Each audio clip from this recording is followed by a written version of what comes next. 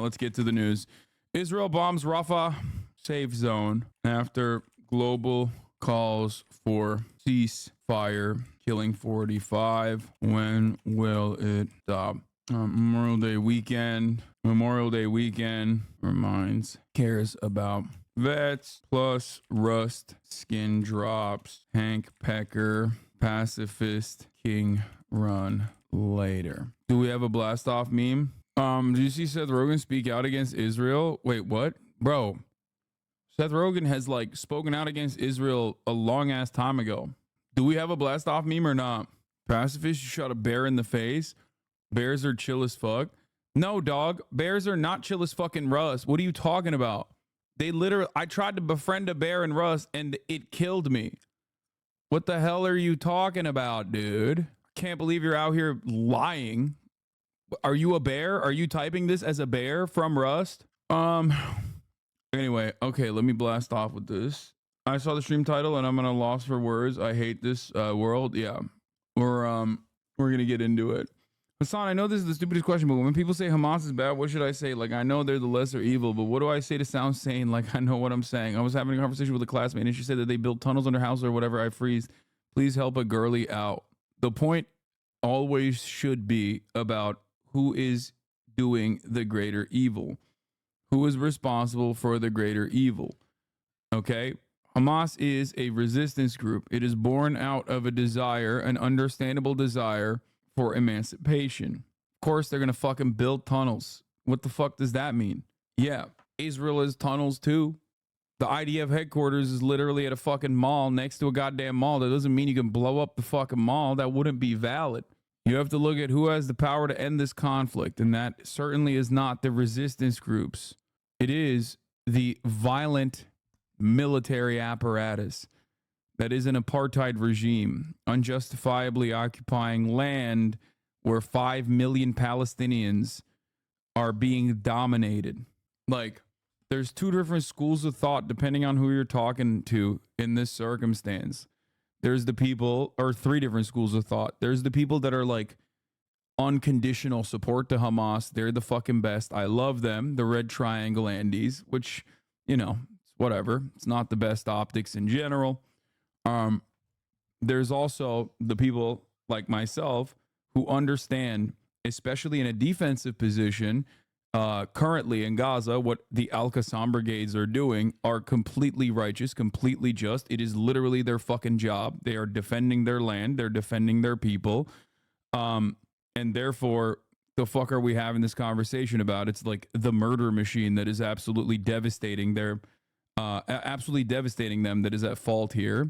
It's like the Viet Cong, you know what I mean? You might not agree with all of their tactics, and they certainly could do a number of different things to even a civilian population in southern Vietnam, like death and destruction befell upon them as well. But of course, it's nothing in comparison to the death and destruction that America caused in southern Vietnam. Okay. And then the third category is, I guess, the people that are like, I hate Hamas. Hamas is the worst. Hamas is the enemy. Hamas is bad. Hamas is a terror group. Hamas is a terror group. But also Palestinians are being ruthlessly slaughtered. Everyone on the ceasefire camp basically falls in one of these three different categories on the left, I would say. You know, you just got to figure out where you're at on this.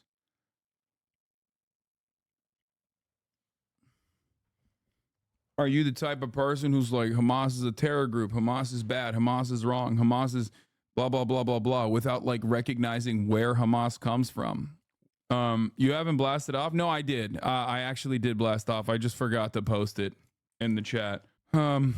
Ultimately, for me, it's like, I wish for a world where the Palestinians had self-determination. You know what I mean? I wish for a world where they could live happily side by side with the people living in Israel proper.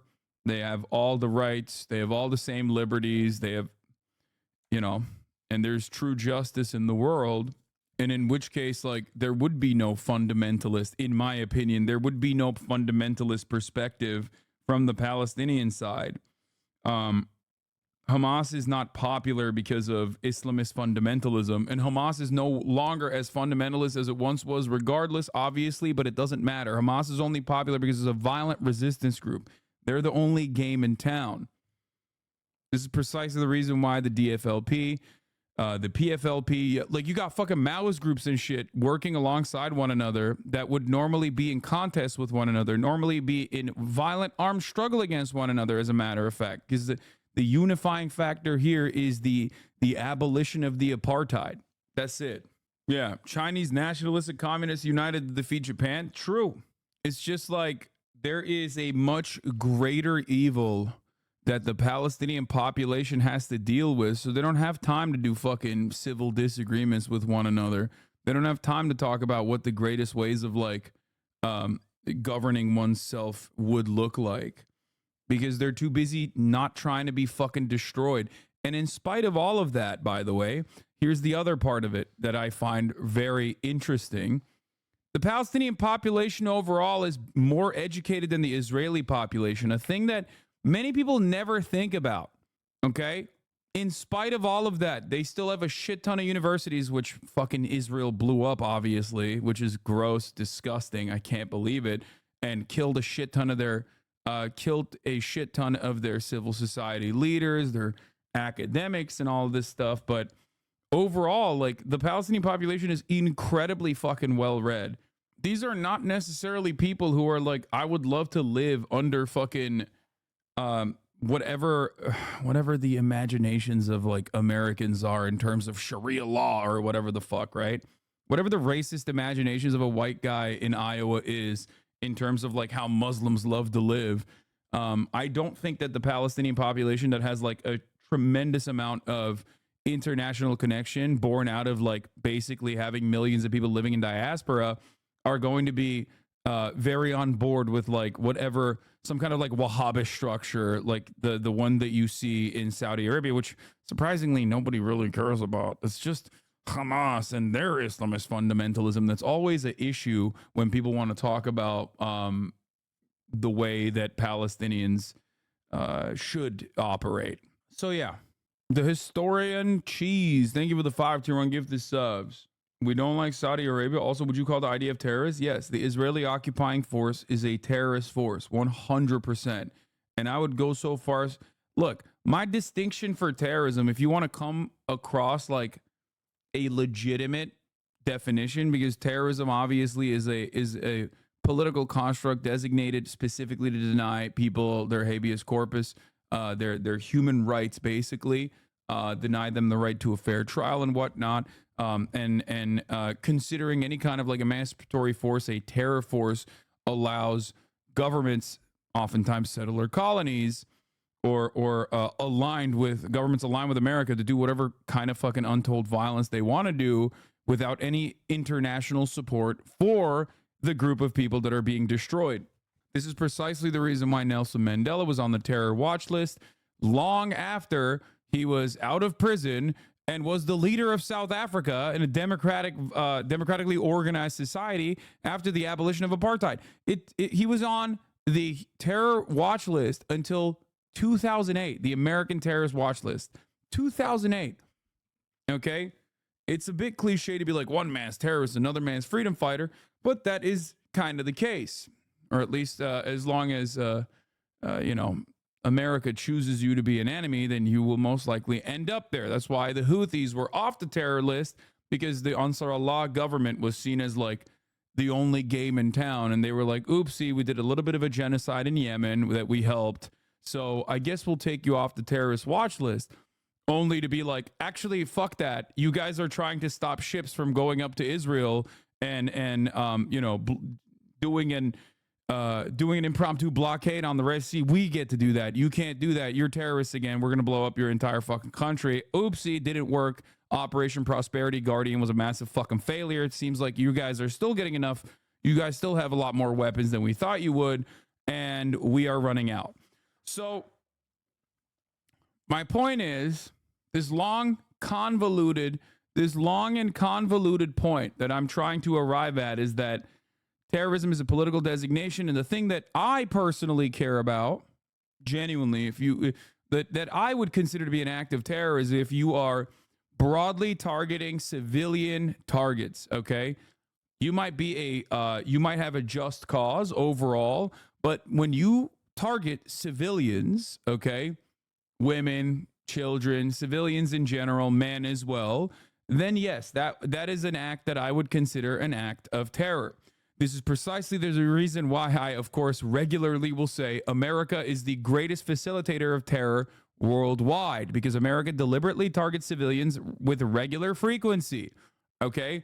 We have this bullshit rules of engagement metrics that we have, except for one. However, let me just dial it back 1 second. We're talking about America. There's one fucking group that is so much worse than America at their enemy civilian to their enemy combatant to civilian ratio, that like they make America look kind of good. And that country is Israel. Okay? It's crazy when you think about it. No, it's not Russia. It's Israel, bro. It is not Russia. And Russia is pretty bad. Russia, I would say, is like, right up there with America. There's one country that's doing it worse, though, than Russia and the United States of America, and that's Israel. Why? Because it is a fucking occupied territory that they have no international humanitarian law basis to actually destroy as a belligerent occupier. Israel is a belligerent occupier, and therefore every single death and every single building that they demolish in the Gaza Strip is actually completely unjustifiable. Okay? This does not mean that Russia's actions are good. They are, of course, also unjustifiable. Make no mistake. I am not saying that what Russia is doing is not a shit ton of war crimes as well. They are, certainly. But one thing to consider is, like I said, America does a shit ton of war crimes. America does a shit ton of unjustifiable death and destruction. It's just that like the ratio is worse. The ratio is somehow fucking even worse on the Israel front. What? In my honest opinion, Hamas is bad. Hamas is a terror group, but also formed from people being oppressed by Israel. They're definitely bad guys, but Israel are being worse bad guys. Yeah, except there's no fucking international terrorist designation for Israel. You understand? And no, I would not label Hamas as a terrorist organization, especially after 2005. If that's your question. If that's your honest question, I would be of the same mindset of the rest of the fucking planet, with the exception of the Western world, that no, I would not consider them to be they have done acts of terror. This does not mean that they haven't done acts of terror, but it's akin to the IRA, almost one-to-one, direct comparison to the IRA. They are a paramilitary born out of a colonial occupation. They do a lot of violent shit. They do a lot of awful shit. But ultimately, their cause is certainly just. Their methods sometimes are self-destructive, okay? Like blowing up civilian targets in Israel proper, like bus stops and shit, that's just straightforward. That's just straightforward acts of fucking terror, okay? It's just the truth. That's it. A paramilitary organization can engage in acts of terror that will understandably cause people to go, you're a fucking terrorist. It's just that we never consider or compare the acts of a state, an officially ordained designated state, especially a state ally like Israel or the United States of America, to be conducting similar acts. We always do this thing. We always do this thing. We always do this thing where we go,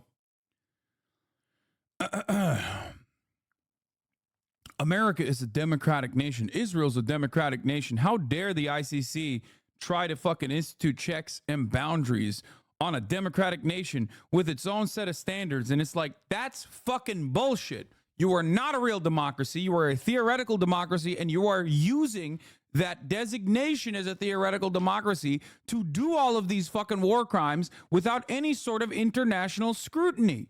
That's it. That's fucking it. And this is something that a lot of people don't want to fucking come to terms with. They don't want to come to terms with that. Where they're like, what do you mean? We're democratically doing a genocide. So we have, we have our checks and balances. Okay, well, they're not working. Germany had its fucking democratic organization as well. You know? What are we talking about here? What are we fucking talking about? I'm sure Asana spent many minutes condemning the Hamas attack from Rafah hours before Israel attacked Hamas in Rafah. What? Brother, you are literally, and I hope you understand this. I'm saying this with all sincerity. You are a gross, monstrous person, okay? It has been 35,000 deaths at this point. When will your fucking bloodlust be satiated? When? Is there a moment in time when you will go, you know what? There's a finite amount of fucking dead children, decapitated children, that I personally think is like a little gross. There's got to be a point for you, right? It won't. They're a Nazi. I think so too. It is crazy, man. It's crazy because you want to know why it's crazy? Because he is operating on day one propaganda. We're on day two. Day one propaganda was what he was saying. Even Benjamin Netanyahu said, oops, my bad. Do you understand that? You are to the right of Benjamin motherfucking Netanyahu with your 2008 account. In a truly just world, you would immediately be struck down as a Nazi, okay? This is akin at this point to fucking denying the Holocaust while it's directly happening. But of course, we don't live in that world. We live in a world where you can, as long as it's a state actor aligned with the United States of America, you can say whatever the fuck you want about their enemies. Please stop. They are trolls or Nazi. Please stop wasting your time with them. They just want to derail the stream so you repeat over and over the same thing. I just genuinely do not understand how someone could have not even a fucking moment of self-reflection, that they're just not even embarrassed. They just come in here and they're like, yeah, dude, time to fucking do your daily condemnation of Hamas again. That's right. It's like, bro, Israel apologized. No, we live in a world where you have 22,000 people watching you justify terrorism. No, dumb fuck.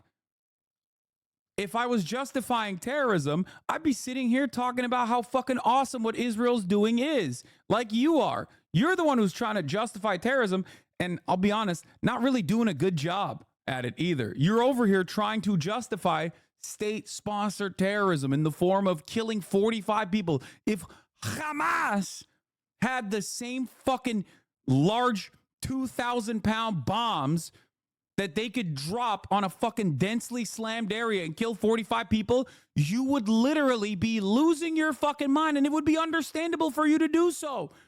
You want to know why I know that? Because look at October 7. Israel's been doing October 7s every fucking day pretty much, and it still doesn't matter. 8 months of multiple October 7s, and you're still in here horny to fucking defend the actual terrorist apparatus here. It is Zionism, which is fascism. It is the IDF, which is the Gestapo, the fucking Wehrmacht, the Israeli Nazi force. Oh, god damn, dude. I guess it's fine, though, because they're democratically genociding the Palestinian population, so it's okay. You are becoming so biased. If Hamas and the Muslim Brotherhood were given more authority in the Middle East, no, brother, you're only saying that because you are terrified of like Islamic rule. You have made that up in your mind.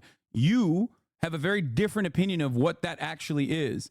And that's why you're on your fucking sock account coming in here to chirp again, because you probably got banned, I assume, for Islamophobia on prior accounts. There is no, like, this, you just made this up. You understand that, right? Like, you just personally made this up. You have no way of knowing what would actually happen in a situation where there was no more apartheid. Okay? I've never been like, no, we have to give the entire area to Hamas. I've never said that, first and foremost. So that's one faulty premise that you're operating on. And the second faulty premise that you're operating on is basically the hallucinations that I have to deal with, that you're having in your mind, where you're like, if Hamas and Muslim Brotherhood were given more authority in the Middle East, they'd be no different than the Taliban in Afghanistan. What are you doing, you fucking idiot? Screaming at your chat is non-productive. Okay, I see that a lot of people are having a really fucking hard time coming to terms with how unjustifiably and unimaginably violent their favorite state in the Middle East is. So they have to come in here and try to derail. We're going to move on from these fucking dummies, okay? I was personally trying my very best to be as charitable as I physically can be, but I think we'll continue with our news coverage here and move on to the unconscionable war crimes that Israel is engaging in. Visions of hell. Wait, what? The Atlantic said published justification for the murder of Palestinian children today? That's not surprising. That's cool, man. Thank you to the Atlantic. The Israeli airstrikes hit a small area of prefabricated huts surrounded by desert just after evening. The editor-in-chief is a former IOF soldier? No. The editor-in-chief is a former Israeli occupying force jailer. Not just any kind of soldier, but also one that operated the Palestinian detention facilities. So it's even worse than just like a fucking regular soldier. And it's a pretty bad fucking... being a soldier in general in the IDF is like one of the worst things you can be. And there's like 8 different fucking groups of people that are like a little bit worse than that. And he hits that one. He's like the torture guy. Prayers last night. Yeah, also, this conversation is so fucking idiotic. Thank you, Central Committee, for bringing this up. I keep forgetting to mention this. Israel's trying to form an alliance with Saudi Arabia, which is a non-democratic, theocratic monarchy, as a matter of fact, ruling under a radical Wahhabism, which is far-right Sunni sect. It's not like they give a shit about religious extremism. They just want Palestine's land. Thank you. You're absolutely correct on this. They just want all the Palestinians there to die. They want them to get the fuck away. They want them to go away. They want their lives to be fucking miserable, so they leave, or they die if they don't leave. That's it. They're trying to provoke you, so you'll end up misspeaking or say a trigger phase. Then they'll clip you. Don't fall for it. Yeah. We'll look at the Christian Amon per piece in a little bit. I have it here.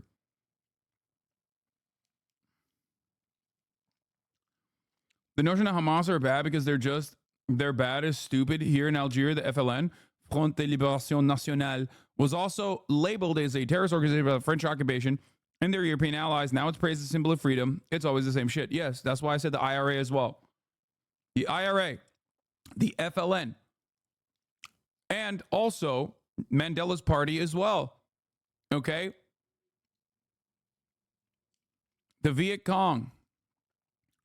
Yeah. The ANC, the Viet Cong, the IRA, every single instance. It is so weird that every single instance where there is a liberatory group, there's an emancipatory force that actually is violently trying to engage in an act of revolution, trying to violently engage in an act of emancipation, violently resisting against an unimaginable, untold amount of violence caused by the occupying entity under the legal structure designed by the Western world. They're always the fucking enemies. They're always the terrorists. They're always the bad guys. Okay? They're always the fucking bad guys. You think Nazi Germany didn't consider the Warsaw Ghetto Uprising to be fucking bad? Conducted by the bad guys? Of course they did. So in many ways, it becomes a much simpler equation. You have to look at a situation and go, who's right here? And if roles were reversed, you would understand who's right. Okay? If it was an Arab Muslim country dominating 6 million Jews and locking them in concentration camps, locking them in a fucking apartheid structure where there are 2 tiers, and then maybe every now and then they'll have one Jewish person on like a political position, as they did in Nazi Germany as well, by the way. You have to remember that. Okay? And then they turn around and go, hey, guess what, dude? It's actually fucking what apartheid? What are you talking about?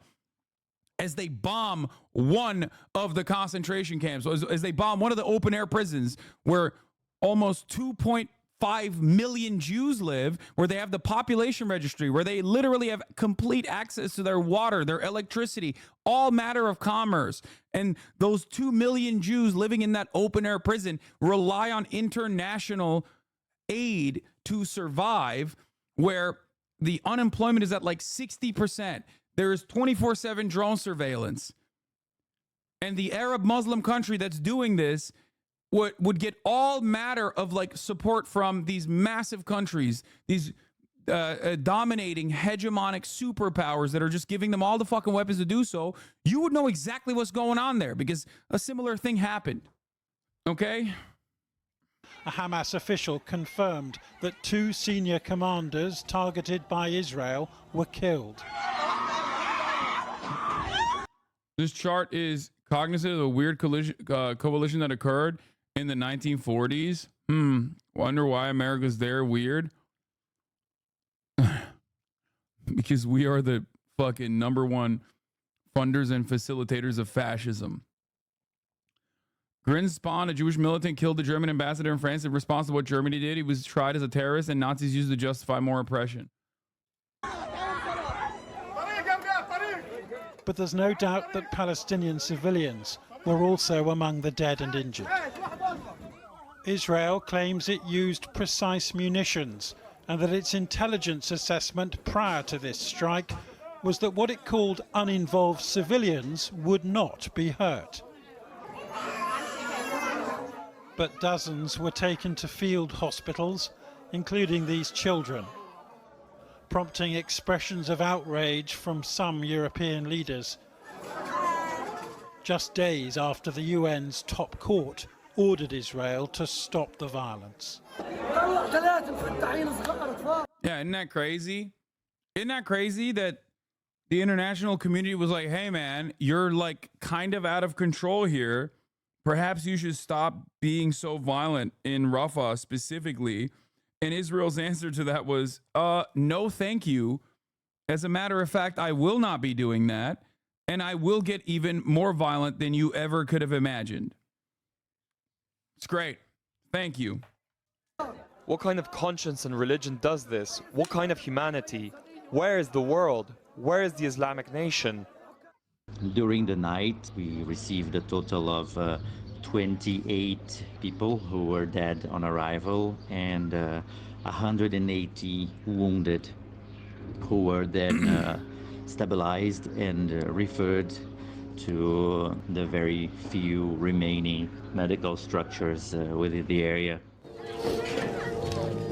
Daylight brought children searching among the charred ruins for anything of any value, because these people have almost nothing. The UN says over 800,000 Palestinians have fled the fight. The BBC should show the headless beheaded baby that the father was carrying, and then show the tweets in the Telegram channel chats where Zionists were calling the headless baby a charred chicken nugget, and all the memes were saying they were chickens for sale for 1 shekel. Dude, there's no way to... Guys, I'm telling you, when I try to explain to you, like, we are literally watching fascism unfold, and I don't mean like, oh, you're a fascist because you're a Republican. Like, I'm talking about old school, straight up, definitional, ultra-nationalist fascism. This is what I mean. Okay? This is it. This is it. People love to fucking think about like, people love to dream about like, oh yeah, dude, no, I'd be fucking so, in times like in former instances of like American violence, I'd be on the right side of history for sure, bro. It's like, no, you wouldn't, because you're doing that right now. Aaron Bushnell was correct. How dare you compare other genocides to this one? This one is a much slower burn than other genocides. That is the truth. In the last 3 weeks alone, the Israelis say this was not a designated area to where civilians could evacuate, though it was certainly close to one. And having been displaced so many times, many dared believe they were at last safe. من مخيم الشاطئ نزحنا إلى مدينة رفح We were displaced to the city of Rafah because they said it was safe. We were in our tents, ready to sleep, and I was trying to take care of my brother when we heard a big explosion and fire broke out, and people started screaming. Yesterday, I pulled out the remains of 5 children and about 3 women, all in pieces, and none of them could be identified. Why is Israel getting so much condemnation from Europe? Is it because of the ICC? Why is there such a difference in reaction compared to when Israel had already killed like 30,000 Palestinians in the first 3 months of the conflict? I don't just get it. Guys, there's a reason why. Listen. If you're kind of unfamiliar with the way that Zionism is operated, and I think many like former Zionists who are now anti-Zionist in this chat will actually remember this most likely. If you haven't been paying a lot of attention, you will notice that 75% of the UN condemnations, something like an insane amount of United Nations condemnations, are directed towards Israel. Okay? And none of them are actually enforceable because every single one of them has been vetoed by the Security Council. The UN has no power outside of the Security Council. You have the UNGA, the General Assembly, which all countries are a part of, and then you have the Security Council. The Security Council has rotating countries, and then it has 5 countries that are always permanent members, the real permanent members of the UN Security Council, okay? And the United States of America in the Security Council is consistently the #1 defender of Israel and has consistently voted on whatever the fuck Israel wants, and it's consistently voted to strike down any kind of condemnation. So the UN has always been very critical of Israel, and many Zionists will tell you for years and years that's the reason why they've always said UN is actually very anti-Semitic. It's so anti-Semitic. The number one Zionist argument has always been, why so much criticism against Israel? Why Israel? Why not any of these other fucking countries that are doing their own versions of war crimes? That is the #1 fucking argument that I've heard from Zionists for years and years and years and years, okay? Now they've obviously elevated that to directly being like UN is Hamas, but that's straight up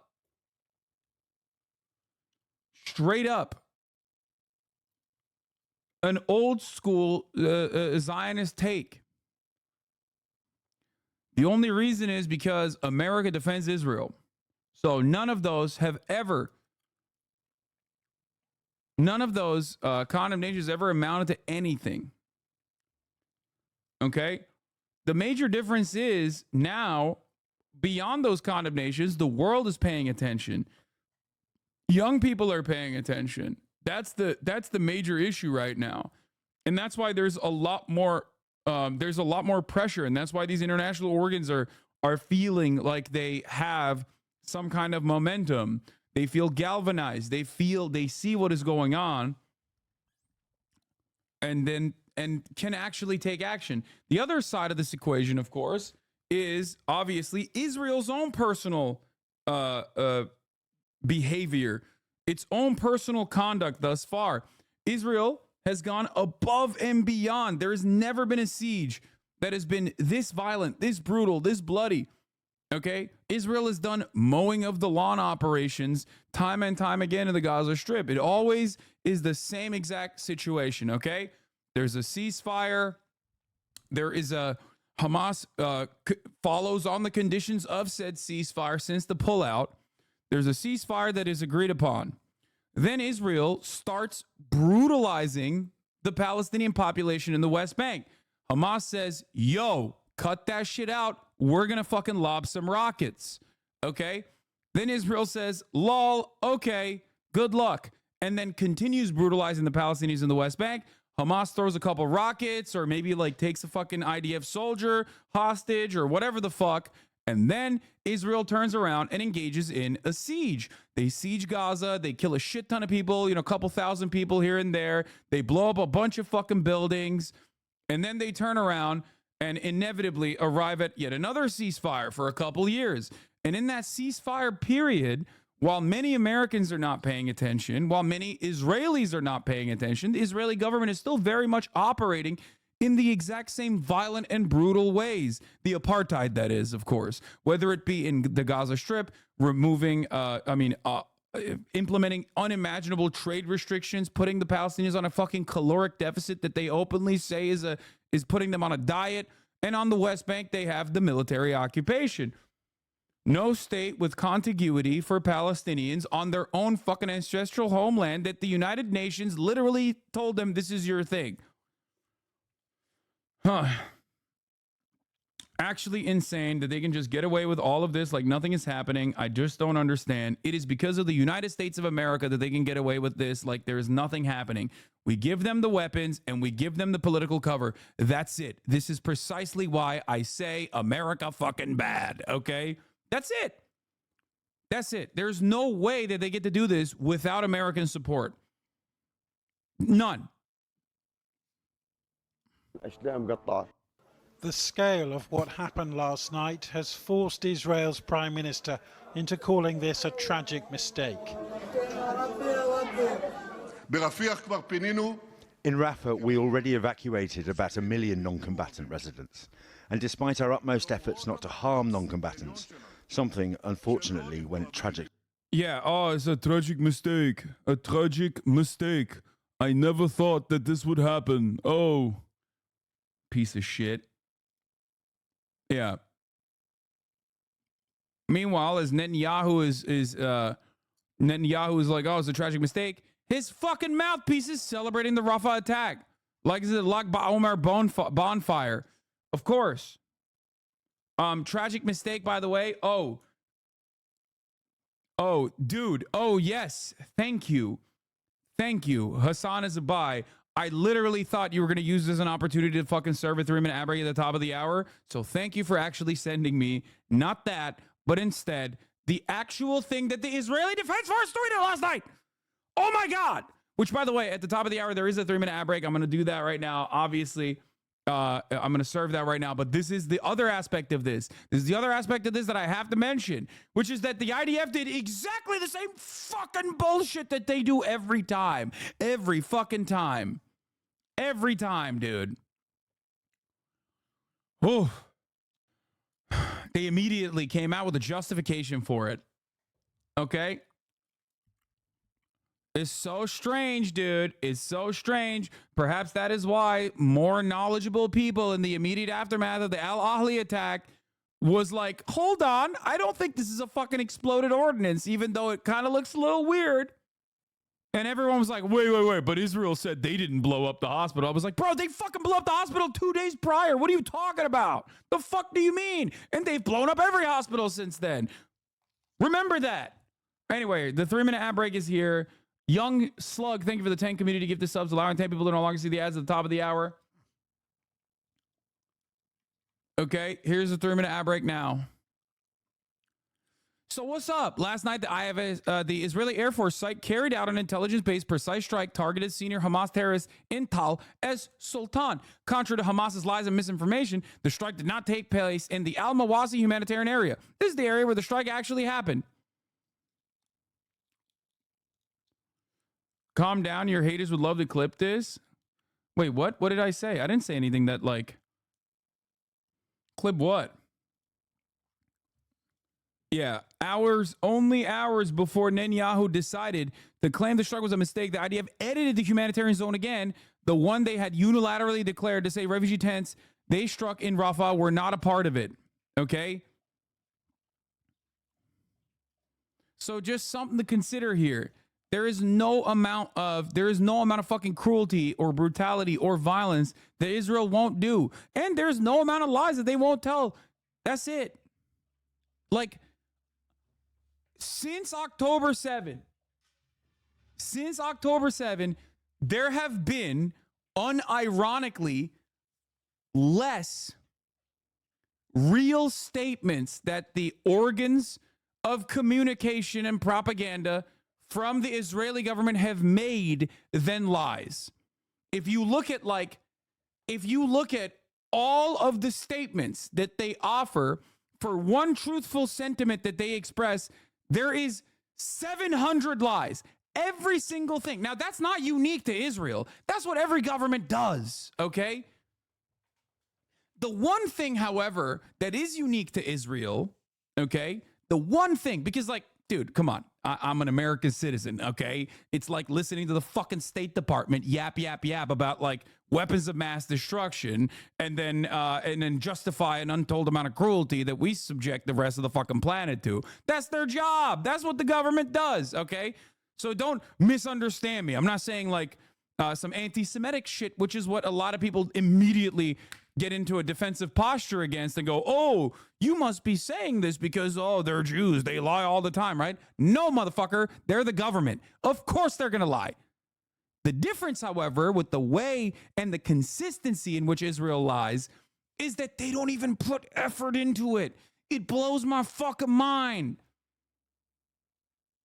That's why it's partially laughable that people say, oh, Jews control Hollywood. Jews control the world. Motherfucker, look at them.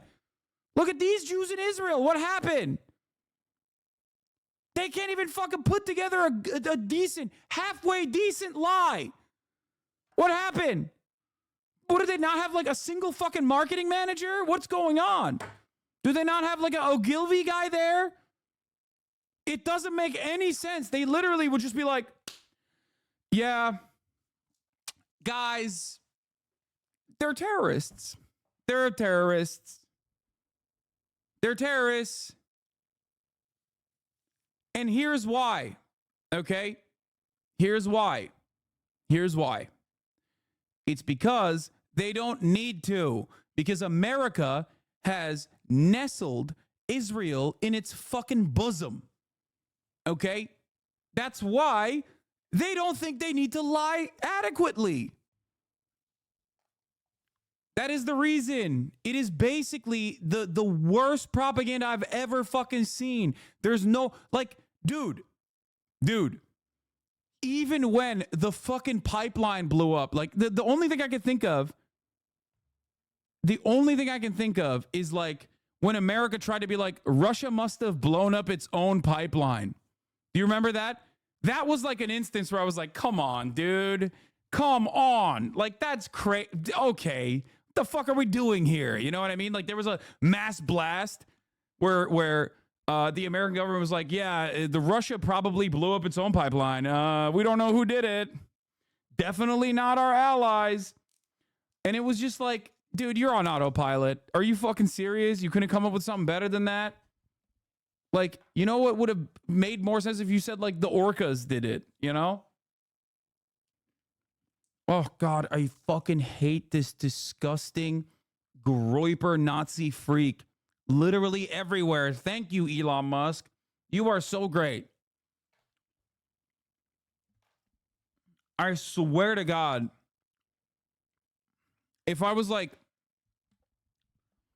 I swear to God, if I was literally 10% more conspiratorial, I would say that this is a psyop to make it seem like every single Palestinian defender is actually just straight up a Nazi, because that's the most visible aspects on Twitter of like Palestinian emancipation is almost always like the Jake Shield type.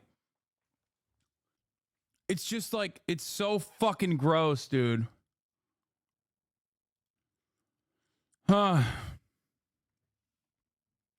Anyway.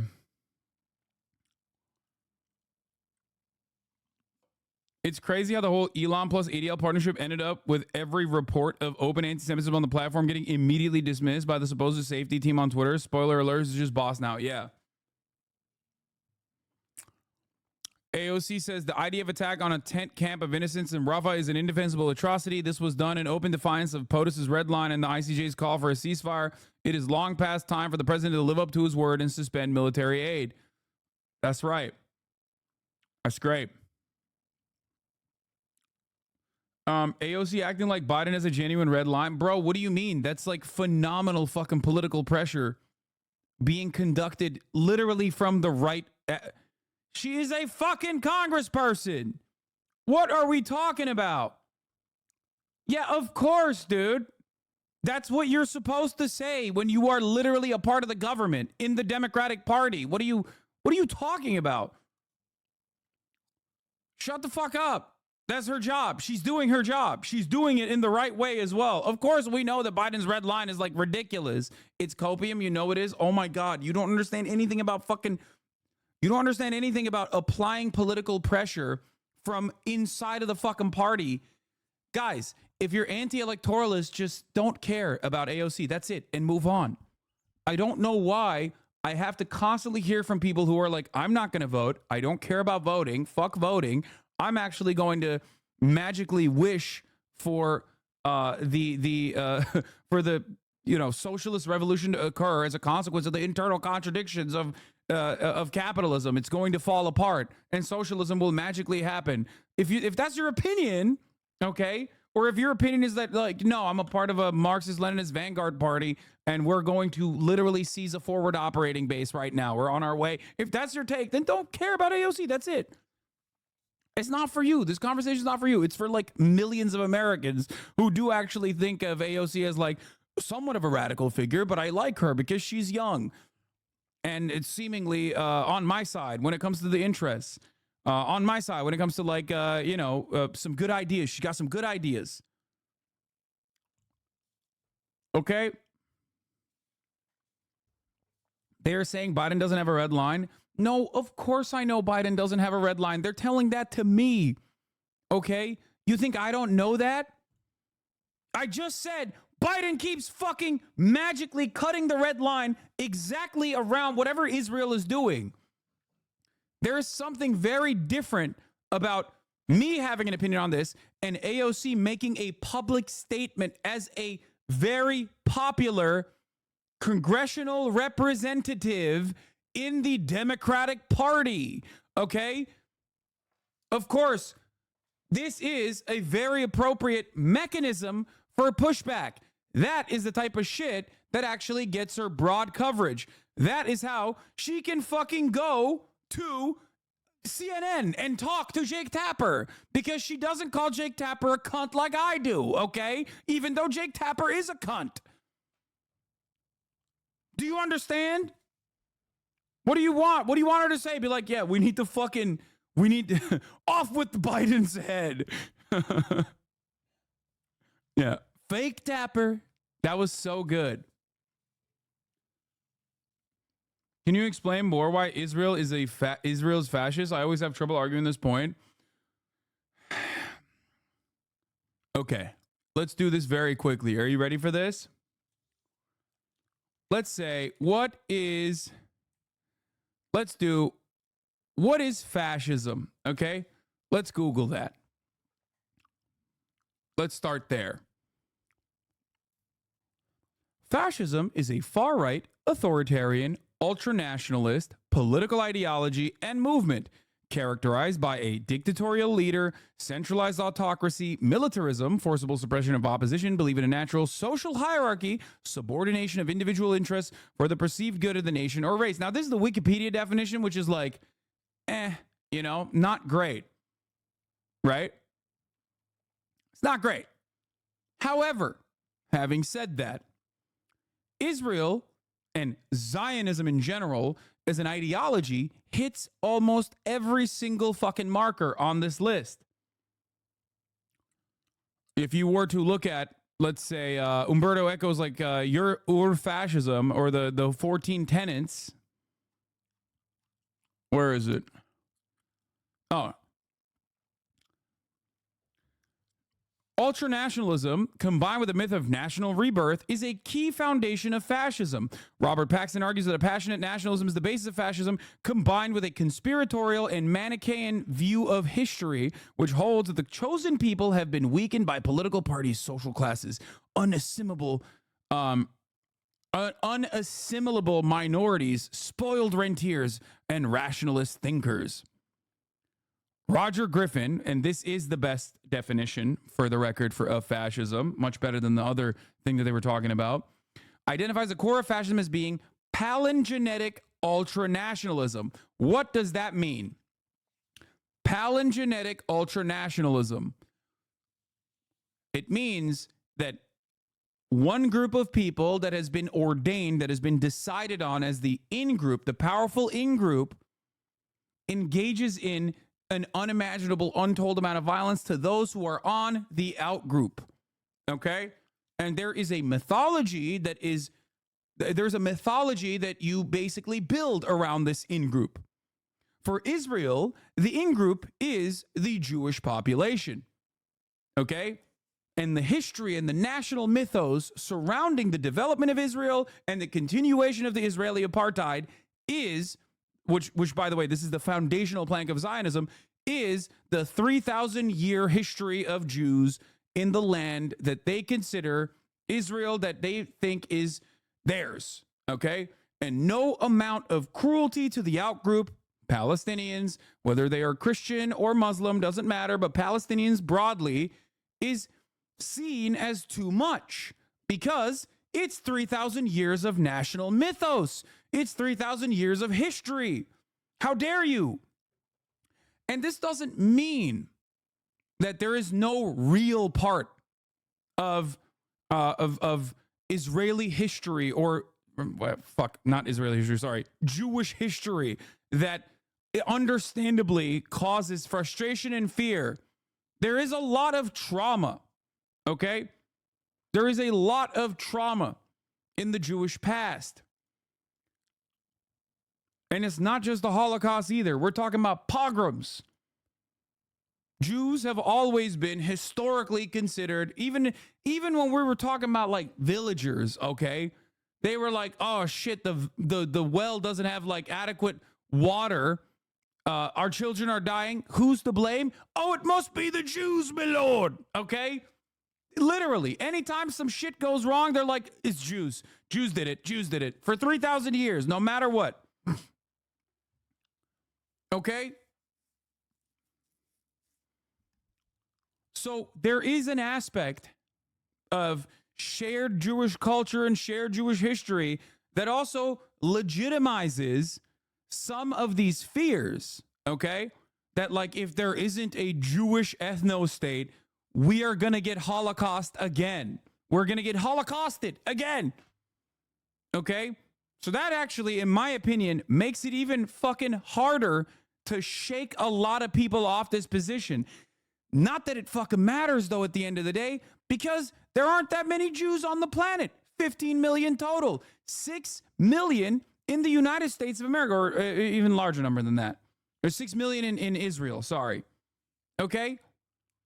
So this conversation, even if all Jews magically decided to be anti-Zionist, the most rabid anti-Zionists, would still be happening on the same fucking boundaries, because you know who the number one defenders of Israel is? The number one defenders of the Zionist fascism are?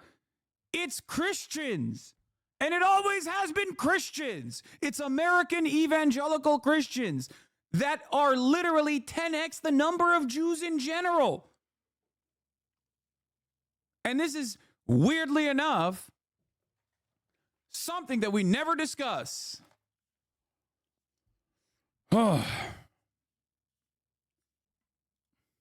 Today, Israel. Oh, double down news, Israel fascism. Okay, I hope that one guy, that one chatter who asked me, like, how do I describe the concepts like of Zionism being fascist is a little bit better equipped. I hope that was like a little bit more helpful for you. And if it wasn't helpful for you, I hope it was helpful for others. Translating Israeli tweets like discovering a lost page from Mein Kampf, theory confirmed yet again. Literal Nazis, and I mean that with the full sincerity of the word. What exactly are you stressed about? I will repeat again. In Gaza, you should not leave a living soul. Children, women, old men. Everyone should be killed. Every impure soul born in this rotten and poisonous land should be removed from the world. Holy shit, dude. It's just like, normally, there are a lot of people that are just like at the edges, right? Normally, you would, if someone showed this to me, okay? If someone showed this to me and we're like, this is how every Zionist is like, I'd be like, I don't know. But right now, that is what Zionism has become. Okay? It doesn't matter if you're a fucking liberal Zionist or not. This is what Zionism is right now. Okay? However, Murat? No, don't bark. Hey! You're barking. You're riling her up. It's my brother riling Kaya up. Kaya! Come here! Come here, my baby! Oh my god! Hello! Hello! Did you wake up? Did you wake up? Oh, baby. Anyway, sorry. Getting back to just man-made horrors beyond comprehension. We'll talk more about Israeli Zionism. Like, we'll talk more about Zionism and why it's fascist in a bit. I do want to cover this Rafah situation. I haven't been able to like continue. It's scary that genuinely more people are becoming more anti-Semitic because they're seeing Zionist freaks saying this shit. Yes, but you have to remember, this is why this community and myself, I will always maintain the position, because it's true, that Zionism has nothing to do with Judaism. Zionism cynically uses Judaism as both a shield and a weapon. But 3,000 years of Jewish history, okay, as an ethno-religion and Jewish culture in general, is exactly the opposite of the interest that Zionism presents. And this is not like a theological justification for it. I'm not talking about like the Neturei Karta angle here about how like until the Messiah comes, the Jews are a nationless people, you know, and then they'll magically have a state or whatever. That's not what I'm saying at all. I'm talking about like 3,000 years of death and destruction and resistance against oppressive structures. That is the culture and history of Judaism, infinitely more than what this last fucking 75-year Zionist bullshit has been. That is precisely the reason why originally, as we showed yesterday or 2 days ago, in World War II, in the lead up to World War II in Nazi Germany, a big chunk of the German movement against Nazism was conducted by trade unionists, socialists, communists alike, many of which were Jews.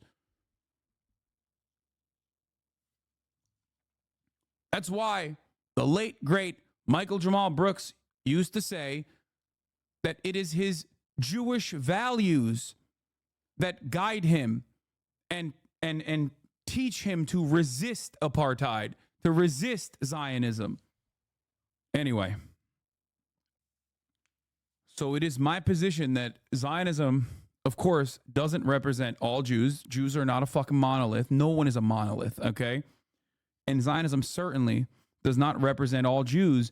And as a matter of fact, it is literally the antithetical values that have been cynically put in place by those who want to maintain a ethno-state and take over the entire land in that area, that have literally rewrote Jewish values and Jewish history for the past 75 years and have done it in such a successful way that it is virtually, especially impossible for many people who are directly victims of Zionist suppression, the apartheid, but it is even, it's getting harder and harder for people even in the Western world to separate the two.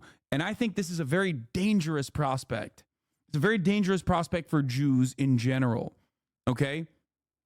Not being able to see that Israel is completely separate from Judaism as a whole and Jewish people as a whole is a very dangerous prospect, because the more people start recognizing that Israel is a violent, barbaric ethno-state and an apartheid when it's not doing a unimaginable, untold amount of fucking ethnic cleansing to the Palestinian population, that's the good stuff. That's the peaceful times for Israel. The more people recognize that, and the more all of those instances of Israel cynically fucking tying Judaism to their righteous cause, the harder it gets for people to separate the two. Because people are not very good at critical thinking, okay? As a whole, we're very dumb. We're not very smart. So when someone is saying like, no, dude, I'm doing this ethnic cleansing for Judaism, people are going to go, okay, I guess he's doing it for Judaism. Well, I don't know. And especially if you've never met an anti-Zionist Jew or never even met a Jewish person at all, as many people living in relatively segregated communities have never met a Jewish person. Not a lot of Jewish people out there in general, right? And certainly not in like heartland America in the middle of the country and shit, unless they are fucking rabid evangelicals who are anti-Semitic, by the way, in many instances, but pro-Israel. You're going to start going, okay, I guess this is just a Jewish thing. And it is shocking to me. It is shocking to me that more people do not recognize this. It is shocking to me that more people don't go, uh-oh, this is not good. Like when you have, okay, when you have the Apartheid Defense League, the ADL, the Anti-Defamation League, as they call themselves, making statements about like the UN condemning Israel, or making statements about the ICC prosecuting Benjamin Netanyahu, you are literally actively saying like, fuck anti-Semitism. I don't give a shit about that at all. I care about Israel and Israel only, okay? And people see that. But why are so many white nationalists that are pro-Israel? I don't understand it genuinely. Don't their hatred override their desire to be pro-Israel? A couple different reasons. Some white nationalists hate Jews more than they, I guess like marginally hate Jews more than they hate Muslims, and like that they have a ethno-state and are like, we want that as well, and are jealous that Israel gets to have an ethno-state and hate Jews in general, so that like rabid anti-Semitism kicks in, so they're anti-Israel. And then the broader white nationalist movement, comprised of like the evangelicals that don't do the reading to become like avowed open Nazis and whatever, those white nationalists, you know, the average, the real nefarious white nationalism that that lives at the heart of the Republican Party, those guys, well, they love Israel. They're pro-Israel because of, one, theological reasons, like, you know, Israel, chosen sons and daughters of God, have to maintain all that land so that Jesus Christ can come back to earth in Megiddo and fight against the fucking Muslim hordes. They also love Israel because, like, some people see Israel as like the stopgap. You know what I mean? They think that like Israel is like fighting against Islamic hordes in the middle of that region, and that's why they're a very valuable ally. You know, there's a multitude of different reasons. Some of them like that it's a apartheid again. That some of them are just straight up fascists, and they're like, I ride for fascism no matter who's doing it. They know the anti-Semitism charge is meritless, but normies who don't pay close attention are generically anti-bigotry. It's a way of poisoning the well so that people are scared of speaking out less. They be labeled a bigot. Yeah, except the difference is that shit is the reason why many progressives immediately after October 7th were like, whoa, I can't believe you. Are you saying that you're like pro-Hamas? What the fuck? Are you pro-terrorism? What's happening here? Are you a little anti-Semitic? Did I not catch this? Right? Like, there's a reason for why that anti-Semitism, a cynical deployment of anti-Semitism for anyone who's an anti-Zionist, worked for like a brief window of time. Okay? Think about it this way. You're slowly seeing a lot more people trickle back into this community. Thank you for doing this. I'm Palestinian. Never thought the world would actually open their eyes to what is actually going on. Thanks for spreading the truth, brother. Yeah. One thing shared between Zionism and fascism is the central role of fear in society. This myth of ever-present, almost conspiratorial existential danger from minorities, i.e. the Arabs all want to kill us, which lets nationalism perpetuate itself uncritically. Like you said, Israel is distinct in that for Jews, there is real long history of repression as a powerless minority, though this time the power dynamics are reversed. Plus, of course, Islamophobia lets Zionist imagination run wild. Yeah. Oh, the other reason is because like a lot of the ultra Zionist anti-Semites also just want Jews to go and live in the fucking desert away from them. They're like, oh, I don't want you touching my money. Go over there. Like that is another reason, and that's precisely the reason why this fucking asshole that is on your screen right now, this fucking asshole right here, up here, okay, Mr. Holocaust revisionist himself, can get away with aligning with open anti-Semitic fascists like Viktor Orban. How can he do that? Because it's perfect. It's like if Jews feel less safe in the Western world, they have to come to Israel, where they will magically be safe, I guess, except not really. The manufacturing of consent is happening in real time. Yeah. We will show you that in a second. Let's continue. We're investigating the incident and we'll reach conclusions because this is our policy. But these Palestinians... Honestly, I think that the fact that it took the Holocaust to even bring an actual sizable amount of Jews on board with the Zionist project, even though it had been around for like 50 years at that point, shows how removed it is from practical Jewish culture. Yes. Yeah, I mean, Jews were very resistant to Zionism initially. Like, and I don't think there's ever been a point in history. I don't think there's ever been a point in history where there were more Jewish Zionists than there were Christian Zionists, even at the inception. Okay? Like, there's never been more Jewish Zionists in totality than there are Christian Zionists. Always. Palestinians accompanying bodies for burial say the Israelis are liars and that condemnation from the International Court of Justice is meaningless. The situation in Gaza was described by one aid worker today as beyond catastrophic, though it never seems catastrophic enough to force Israel into changing course. Well, I've been speaking to Sam Rose, who's the Director of Planning at the UN's Agency for Palestinians, UNRWA. He heard last night's strike from around 2 miles away in Al-Mawasi, where he's helping coordinate the humanitarian effort. I asked him for his reaction to what's happened. Absolutely. I mean, this incident is particularly sickening, given the images, but also given the circumstances and the fact that so many women and children were killed, suffering horrific burns, but also being killed through shrapnel wounds. And I mean, it feels like we plumb new depths almost every day with what we see. But yeah, really, really heartbreaking, really sickening.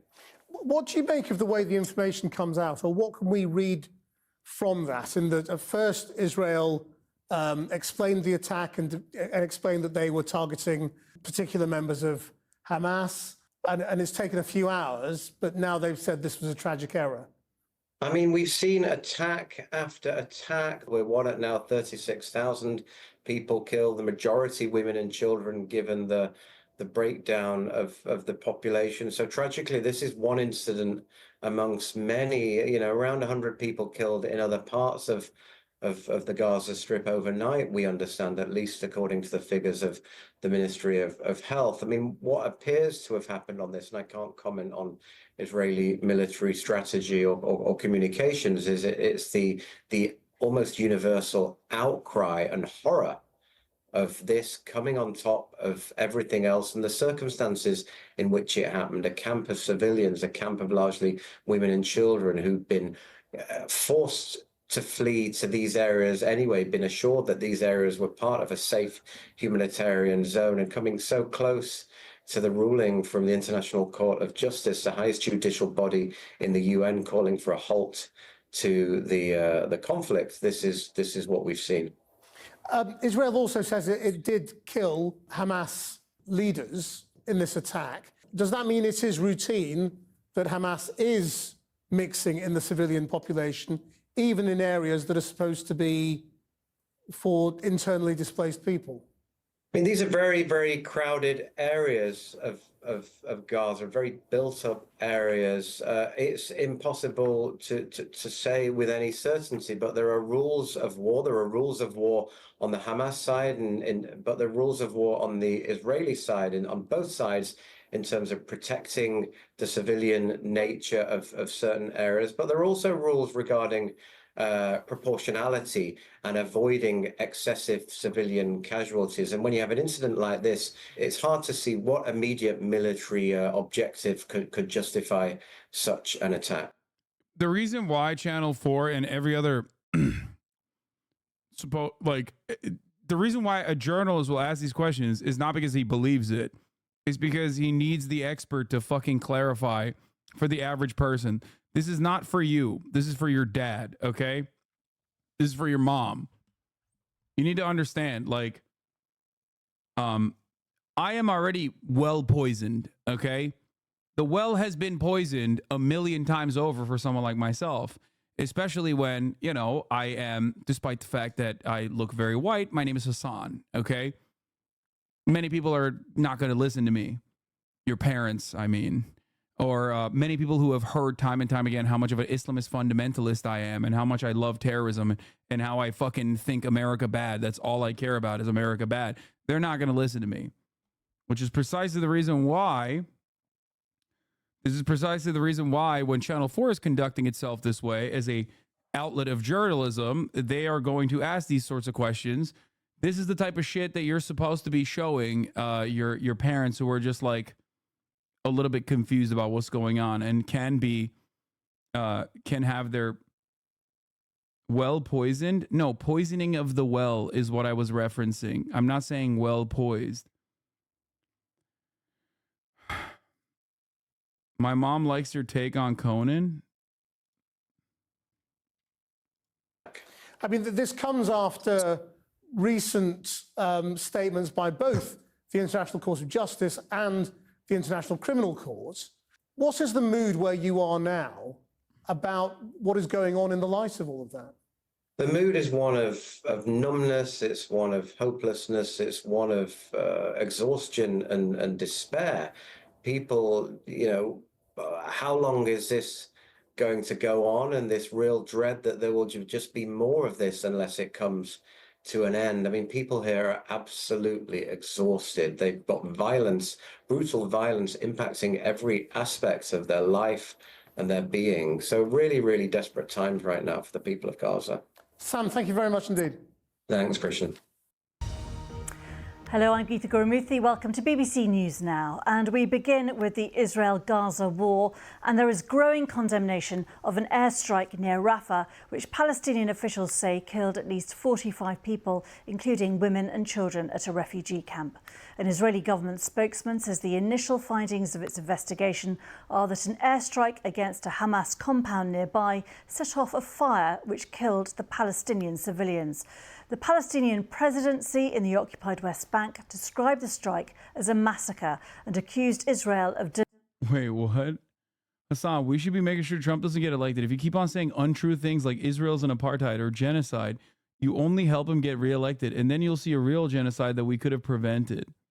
Hassan, why don't you talk about how Hamas uses human shields to protect their military offensive? It's kind of gross, honestly.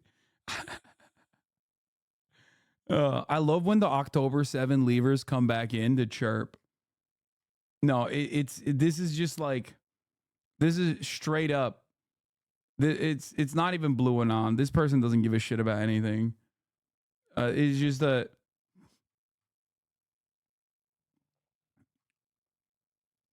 untrue things like Israel's an apartheid. Brother, there are certain things that I'm not going to compromise on. Okay? Do I believe that Donald Trump would be worse than Joe Biden? Absolutely. Whether it be for Palestinians, whether it be for the entire world. However, in an effort to defend Joe Biden, who is currently literally participating in the ethnic cleansing campaign, if you think that I'm going to turn around and fucking lie and act like Joe Biden isn't doing that, or lie even further and act like Israel is not an apartheid, you are out of your fucking mind. Be for fucking real. Deliberately targeting displaced people. Egypt has also condemned the attack and called on Israel to implement the order by the International Court of Justice to halt its military offensive in Rafah. French President Emmanuel Macron says he's outraged by the Israeli strikes on Rafah, and Qatar also says it could hinder reaching a ceasefire deal. Well, it came just hours after Hamas said it had launched a rocket attack on Tel Aviv on Sunday. Several were intercepted by air defense systems, according to the Israeli military. Dan Johnson has this report. This was Israel. If you truly care about Joe Biden not losing to Donald Trump, instead of doing this dumb shit and portraying yourself as a genocide denier, you should probably be smiling and dialing. One, you should probably be trying to pressure the Biden administration to change course on Israel. That's number one. And when you're done with that, you should be calling people to explain to them why voting for Joe Biden would be better. You know what I mean? That's probably a little bit more productive for you, because coming in here, one of the most consistently pro-Palestinian fucking communities and thinking that you're going to make this kind of impact is silly. You just want people to yell at you. You want to possibly clip the reaction. And then you want to go back to your subreddit and be like, see, I did it. I fought the good fight. Pick better battles. Yeah, that was like, this news clipping is from like literally 20 years ago at this point, I think. Maybe even longer. Anyway. I just ignore Hasanabi when he starts spewing buzzwords like apartheid, systemic racism, feminism, genocide, etc. What? Buzzwords? Okay.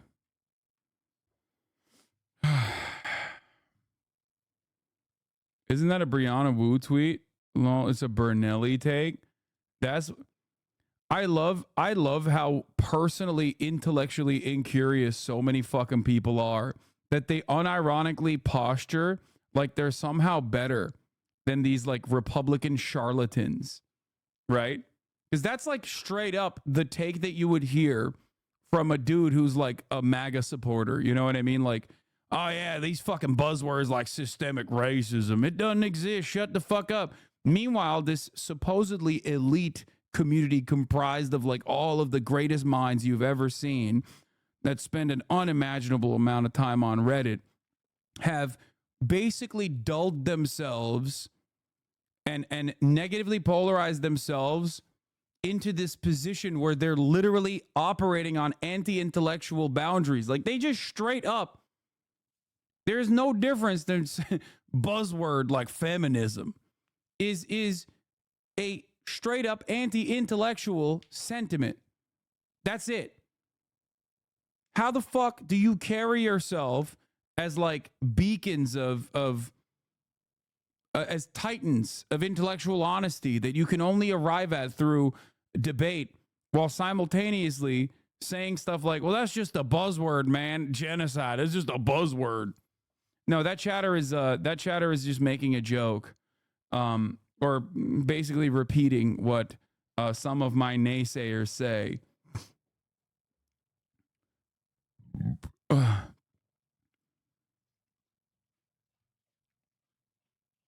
It's crazy though. It's crazy how so many people have fallen into this trap from the pure animosity, operating on pure animosity towards a political commentator, who then turn around and champion anti-intellectual sentiment like that. Israel's airstrike late last night in southern Gaza. It says targeting senior Hamas figures with precision weapons. But look what it did to the nearby camp where thousands of Palestinians were sheltering. Israel says it was striking legitimate targets in line with international law. Many of these people had already been uprooted many times through this conflict. Suddenly we heard the sound of a missile, Fadi says. We ran and found the street covered in smoke. We couldn't see anything. Then we found a girl and a young man who'd been blown to pieces. U.S.-made small diameter bomb, SDB GBU 39 fragments visible in the Rafah strike. This is from the rear control section. Good stuff. That's your tax dollars at play, baby. That's Brandon's it's Brandon's weapons right there at play. Women and children are among the casualties here in what they believed was a safe humanitarian zone. This morning, Israeli drones surveyed the damage as people questioned how this could happen. We heard a very loud sound and saw fire. The kids were screaming, and all the rooms surrounding us were made out of metal sheets. The sound was terrifying. We set up our tents here, and it has been targeted. They killed our children and burned our women and elderly in the place they claimed was safe. This is our 7th time being displaced. Earlier yesterday, Hamas reminded Israelis it remains a threat. Tel Aviv came under rocket attack for the first time in months. This also is yet another instance where the Israeli war is just a failure, an abject failure.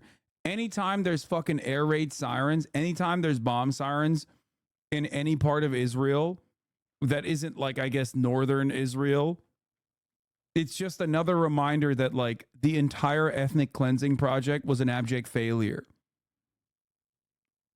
Another thing that is very important to consider, in my opinion. Because it's like, I thought you were eliminating Hamas. What the fuck happened? Like, it's been 8 months.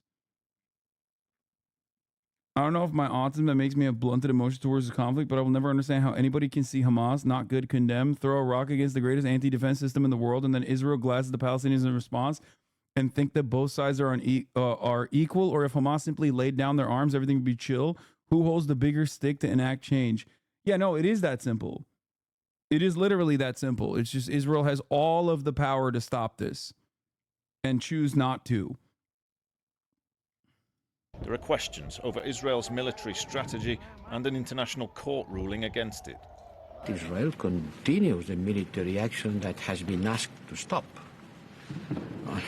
Also, Hamas is launching rockets against Israel, so both sides don't respect the ruling of the court. This is so funny. Yeah, dude, I know. It's so crazy. It's so crazy. I can't believe Hamas is lobbing rockets into Israel still. Oh, man. Who's really the bigger villain here? I can't really put my finger on it. How many Israelis have been killed since October 7? Just. Oh, that's right. Actually, hundreds potentially of Israelis have been killed since October 7. They were hostages in Gaza and Israel killed them. So there is that aspect. That is true. I forgot. Because they're functionally Palestinian at that point, because they're inside of the kill zone. They happen to be inside of the kill zone, and therefore they are now functionally Palestinian, and also that means they are Hamas. Israel says a review will examine this loss of life. But it's Palestinians who count their dead and wonder where in Gaza they can find safety. Dan Johnson reporting. Well, Avi Hyman is a spokesman for the Israeli government. He explained the objective of the Israeli strike on Rafah. What happened last night, sadly, there is no moral equivalence between the two things. What happened last night is we went after 2 high-value Hamas targets, and it appears from initial reports that somehow... Damn, dude, what happened to that fucking initial report? Oh, shit. Perhaps they should have just waited a little bit longer before coming out and chirping. Except, of course, it never really, there's no punishments for this kind of behavior.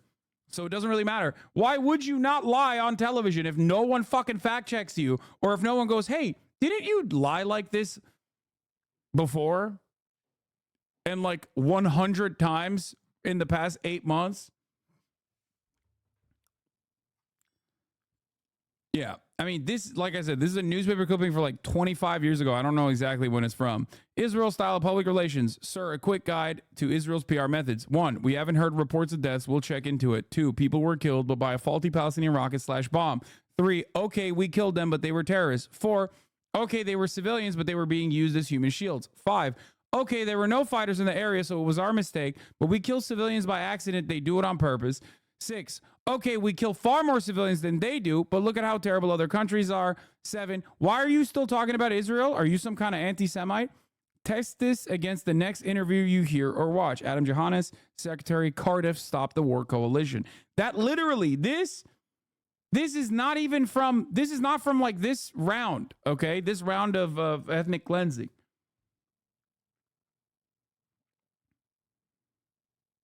I forget exactly where, when this was posted, but it was like fucking 20 years ago, I think.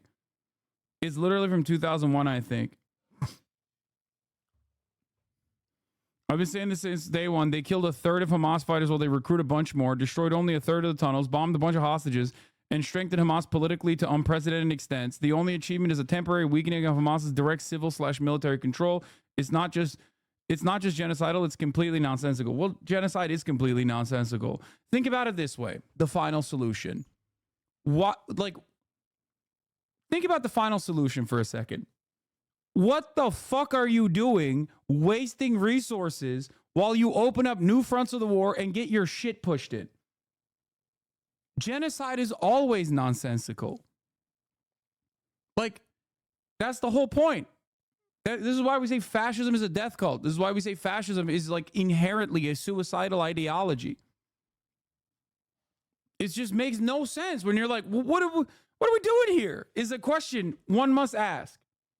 It's from 2014, I think, still long ago. Oh, okay. It's not from 2001. It's from 2014. Still 10 years ago.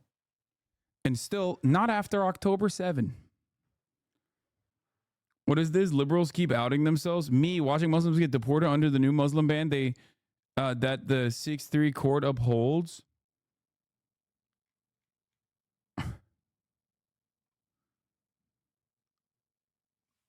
That's sick, man. How are you any different than a Trump supporter? I don't understand why liberals will be like, if you don't vote for Trump, unimaginable. I mean, if you don't vote for Brandon, sorry. If you don't vote for Joe Biden, an untold amount of cruelty will happen to you that Trump will do, and I will enjoy it. Then vote for Trump, dumbass. The fuck do you mean? Like, what are we doing? It makes no sense. What you're saying is that you don't give a shit. For those wondering how Trump will be handling the war in Gaza, protests on college campuses, and efforts to create a Palestinian state, if you get me reelected, we're going to set that movement back 25 to 30 years. One thing I do, any student that protests, I throw them out of the country. You know, there are a lot of foreign students. As soon as they hear that, they're going to behave. Okay. So, again, Brandon level of dealing with the protests, maybe a little bit further. Is that what it is? Okay. That's cool, man. I like that Morning Joe, Joe Brandon, and Donald Trump are almost entirely aligned on this. That's great.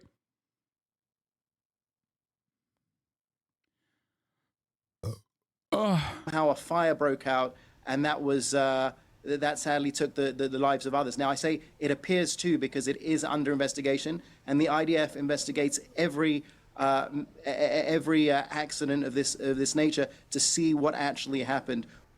Well, Shayna Lowe from the Norwegian Refugee Council in Jerusalem expressed shock at the strike in Rafah. We are just as shocked as everyone seeing the images coming out of Gaza late last night and early this morning. This is a clear sign of why the implementation of the ICJ's order last week on halting military operations in Gaza in Rafah is so necessary. It's truly unconscionable to think that you know, it's almost 8 months into this, we are still seeing images of women, children, civilians being targeted and killed in such a way. The head of Gaza's largest United Nations agency, UNRWA, Philippe Lazzarini, says the strikes in Rafah are a reminder that nowhere is safe in Gaza. I cannot comment on the casualties because we haven't been able to properly communicate with our team on the ground. I saw images. They are deeply disturbing and horrifying. I think we have been clear more than once. There is no safe space in Gaza. Will it ever get to a point where the UN security force will be sent into Israel? They can't override the US? No. As long as the United States is a part of the Security Council, okay, a part of the permanent members, the permanent 5 members of the Security Council, there will be no action from the UN, because as the permanent members of the Security Council, they have veto power, and they will always override any kind of action that the United Nations engages in. Well, we will go back to Dan Johnson in a few minutes for an update on all the very latest on events there. We have heard that there is this ongoing investigation. What the Israeli military is saying is that they targeted 2 people not in this area, near this area, 2 Hamas operatives, Yassin Rabia and Khalid Najjar, who were part of the Hamas Gaza office, if you like, that ran Hamas in the West Bank. They say it was a legitimate target and that was who they meant to strike at. What now appears from what they are saying is that this area of Tel Sultan, which was full of people in tents, they'd moved there to avoid other areas of war. This wasn't an area, by the way, that Israel had told Palestinians that they should evacuate. That somehow related to that airstrike, it now seems, the fire began. And once the fire began, it was extremely hard to put out. And that's why we saw such awful pictures last night. And we're now seeing that the numbers of dead are rising. You are such a fucking scumbag. Dude, it's crazy that like this. I mean, here's the good side, bad side. Okay? Here's the good side, bad side. We're going to do that in a second. We'll do every place America is bombed and why to reinforce the America bad thing. The bad side is obviously, France 24 is still running fucking defense for Israel. The silver lining here, however, is that they're running out of options. Okay? Because anyone that hears this, anyone that hears them trying to be like, well,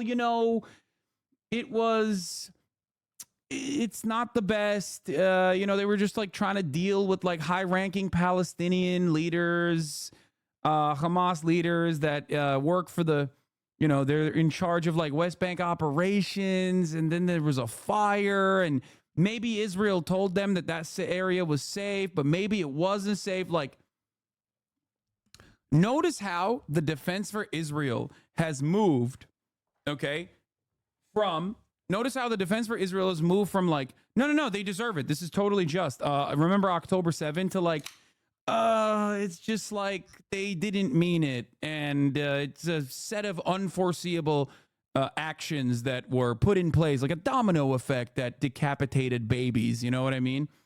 That's just a domino oopsie. That's a big oopsie, but it is what it is. Like that, in my opinion, also, I guess, as the permanent optimist in this situation, in spite of all of the untold cruelty that we have been looking at and staring at for the past fucking 8 months, is still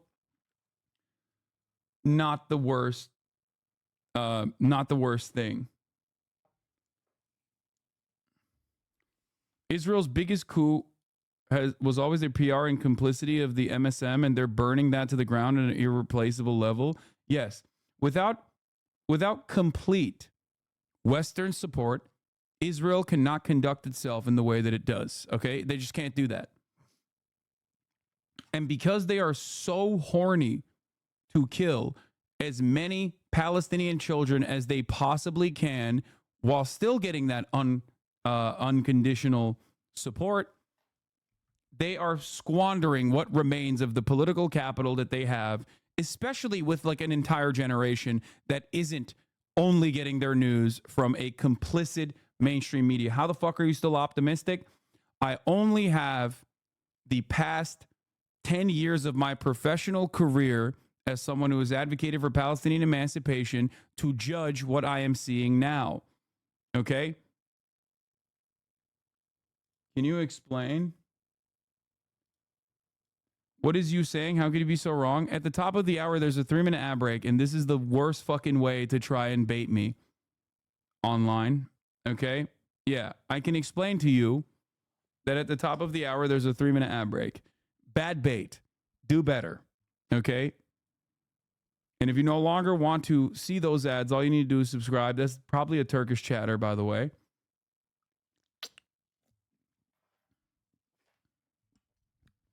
Even the fucking Turkish chatters are trying to get involved in this.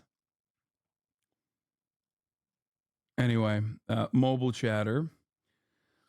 If you no longer want to see those ads, all you need to do is subscribe for $5 or for free. Jacob Johns, thank you for the 5 gifted subs, allowing 5 people to no longer see the ads at the top of the hour. If Palestine has the same military power, don't you think that they will do the same thing? Like if the roles were reversed? Dude, I love this question. One, that's hypothetical, okay? You're purely operating on what you think could possibly happen. And the answer to that is no, and here's why. Because if there was a Palestinian state that was established, and if Palestinians had like the same military power, which is a laughable thing to think about even, okay? Then Israel would not be able to blow their shit up like this, okay? Because Israel only knows how to fucking kill children and women. That's the reality. And therefore, there would be no need for a counter. Because anytime Hamas actually targets Israeli civilians, which is wrong and objectively an act of terror for the record, that is my assessment. That is my statement. I will stand by that. I'm not talking about the fucking missiles. I'm talking about like blown up bus stops and shit like that. That is always in retaliation to Israeli violence that is infinitely larger, multiple times larger. Okay? So we can't be operating on what ifs when, like, if your only defense mechanism for Israel is what if Palestinians were just like Israel, then you're basically saying, you know, what Israel's doing is unconscionable, is unjust.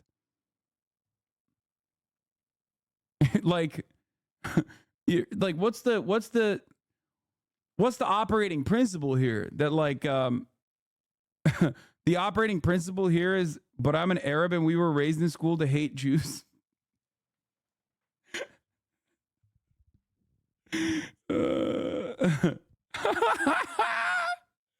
Okay, dude. Yeah, no, totally.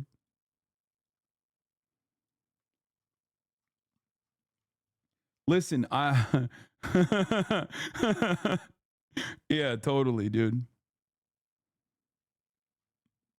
I'm a real Arab, and I think what Israel's doing is actually awesome, but we just simply hate Jews because we're anti-Semitic. Here's the 3-minute ad break now, by the way. Yeah, I'm an Arab with a German username, and I can tell you conclusively that in the Arab school I went to, in the morning, we wake up, we say the Shahada, okay? We pray, and then immediately the first class is Jew hatred class. Second class, also, second course that we're learning, also more anti-Semitism class. Third course, just on Mein Kampf. We're learning all the different ways in which one must hate Jewish people. Okay, like fourth class, Protocols of Elder Zion. Yeah, I'm an IB student, International Baccalaureate student, and I'm getting advanced hatred of Judaism classes. I got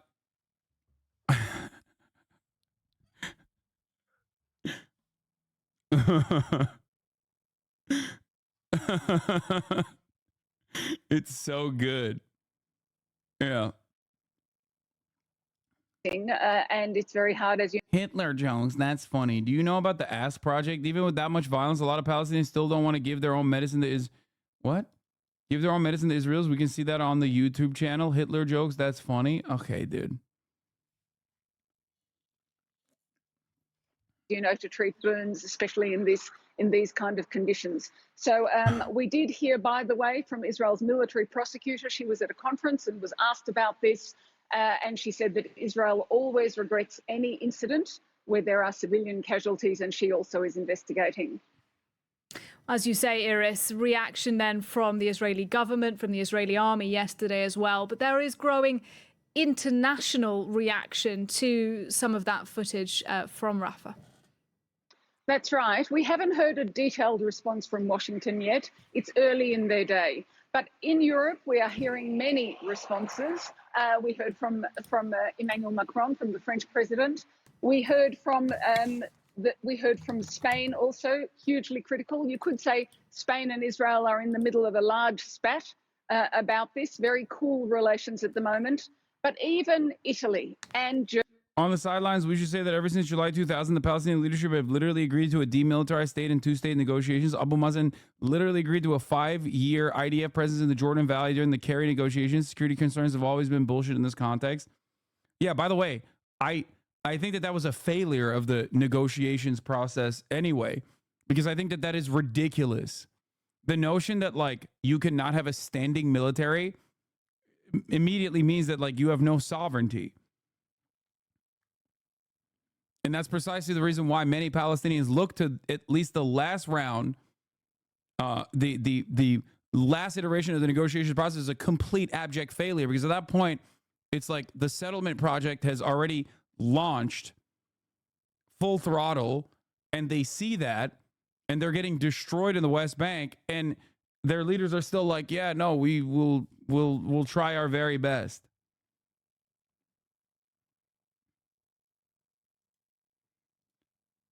Fartlo. Right. All right. Fartlo. All eyes on Rafah. How about all eyes on you? This is on you, awoke progressives. The useful idiots of Western media are responsible for the deaths of innocent civilians in Gaza. Without your outcry, Hamas wouldn't have needed to continue to use their own civilians as human shields and to refuse hostage deals and ceasefire deals and prolong this war. Why won't they just lay their arms down and fucking die? That's how she sounds. For people who think that that's not how Fartlo sounds, that is actually how she sounds. Okay, I'm sorry. Many people come into this community and say, Hassan, your accents are abysmal. They're awful. Maybe even constitute a hate crime. Okay, and then they actually are met with the person that I'm imitating, and they're like, okay, never mind. I actually realized, to me, it sounded like you were making this up, but it does unironically sound like this. So to them, I say, just wait. One day you will find what she sounds like, and you will recognize that I was right all along. History will vindicate me. History will absolve me. Okay? Yes, the effects are devastating. Today, Israel is being bombed from inside of Rafah. Rockets made it as far as Tel Aviv. Israelis had to hide in broad daylight. What do you expect us to do? Not defend ourselves? Not get our hostages back? Not protect our borders?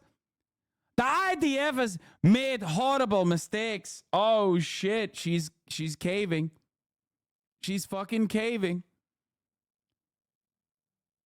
Why would they? What do you mean? What's a horrible mistake that they've made? Why would you acknowledge that? Fartlo is Scottish. Guess what? Most armies do.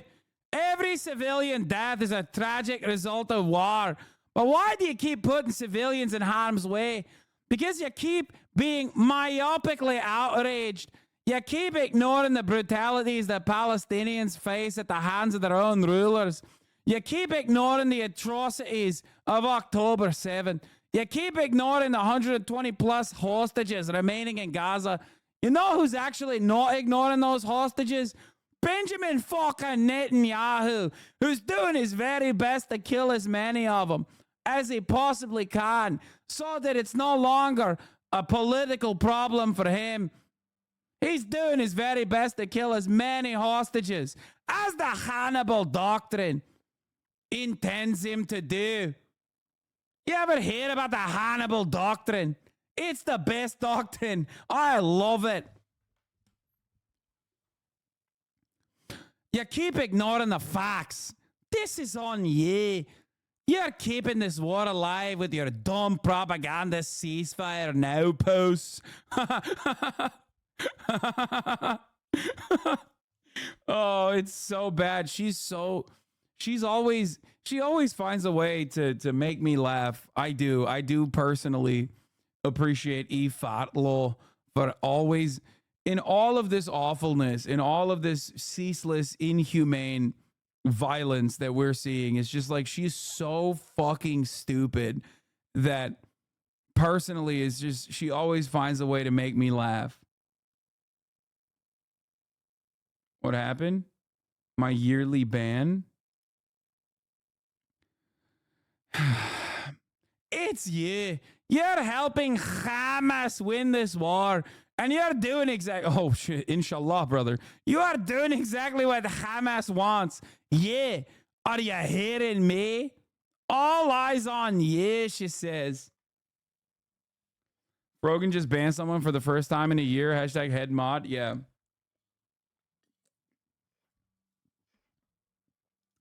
I told Eve Fartlow she had a receding hairline and she blocked me. It's true. Yeah, by the way, Israel's deadly attack on tent camp confirms there is no safety in Gaza, as survivors say. No matter where we go, we will die here, Palestinian woman says. Israeli leaflets instructed Gazans to head for this camp. Okay? Like, this is supposed to be a safe area. This is supposed to be a safe area. Of course, there is no such thing. Someone just said, I'm from Israel and I admit we're cooked, bro. And they got, I don't know why they got banned.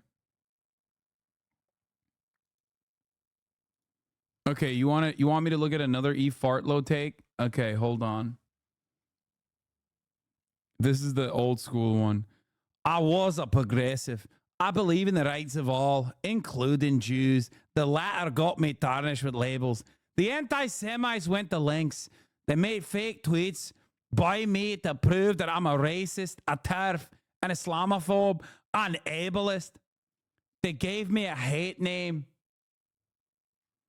Eve Fartlow. Another phenomenal one is the free parking one. That's another banger. Is Eve even Jewish or Israeli, or is her R referring to Zionist? No, she is. She's Jewish and Scottish. This is another banger. My Jewish friend saw a sign that said free parking and panicked. That is said free Palestine. The Jews are tired. That one is an all-timer because it's like, why are you scared of a sign that says free parking? Or even a sign that says free Palestine. What? There's another banger that I missed? Fuck. Hamas are better than the Nazis. Better. They've mastered the art of psychological terrorism and global propaganda. If you are screaming about the tragic deaths, dude, you don't have to hand it to the Nazis. You don't have to do that. That's weird. You're Jewish. What the fuck? That's insane. That is so weird, man. That is so fucking weird.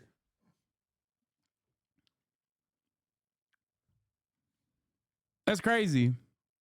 If you're screaming about the tragic deaths of innocents in Rafah, a result of urban warfare meticulously provoked and planned by a terror regime who gives zero fucks about their own people or anything but death, you have to also say Yeah, you have also yet to say a single thing about the atrocities of October 7, which is 8 months ago. Fartlo. Or the Jewish people still held in captivity who were raped and murdered solely for the crime of being Jewish. Then you have become a part of the regime. You and I will never, ever share a common humanity. You have no humanity. You are a puppet for terrorism. Go to hell. Liberal Zionist rapper does some bad Hasbro? What the fuck? Yeah, I read the Batman thing. We're done. We're done. In my opinion, the demilitarized state was understandable in the context of two states, since the whole selling point for Israel domestically was long-term security. It was kind of taken for granted post-Camp David, especially since the agreement was to have an international quartet and Arab forces to replace the military. You can definitely criticize it as a case of Israel abusing the PLO's pragmatism to further weaken the PA politically. I mean, that is precisely what it is, especially from the framework of, especially with the way Palestinians see it.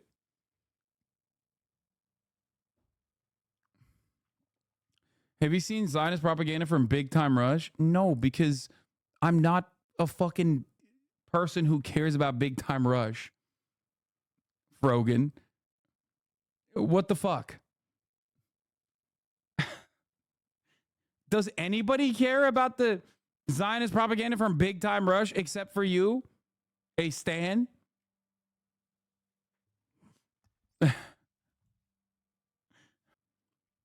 I cannot believe people were yelling at you for saying Ludwig had a cracker ass take when you yourself are making saltine sentiments previously unheard of in this fucking community. Okay? Oh yeah, there has never been a moment in my entire existence, at least over the course of the past 10 fucking years of covering Israel Palestine, where I ever went to myself and said, let me see what Big Time Rush is saying about Israel. Okay? Like, never has that thought ever been inside of my mind. There has never been a moment in my life where I have gone, what does the lead singer, I assume, is that James Maslow or whatever, the guy that you just linked the tweet? Where I have thought to myself, like, what does Big Time Rush have to say about Israel's ethnic cleansing of Palestinians? There is no, and the thing is, there's never been a moment where I've cared about what Big Time Rush has to say about any other thing either.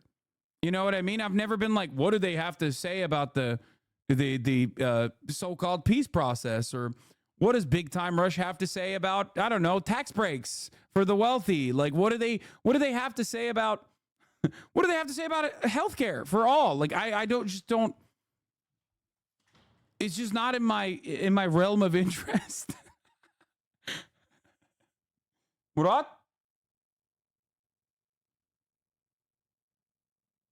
You know what? I hope people keep posting your armpit. Here.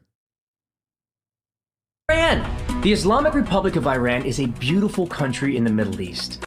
Frogan, this has 200 likes.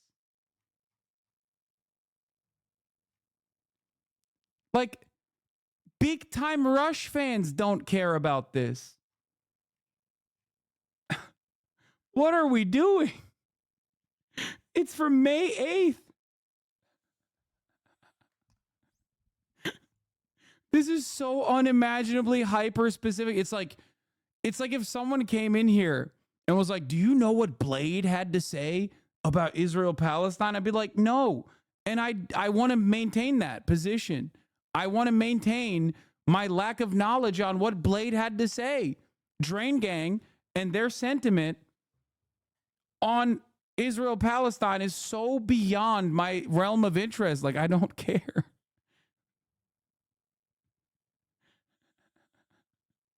This is ridiculous.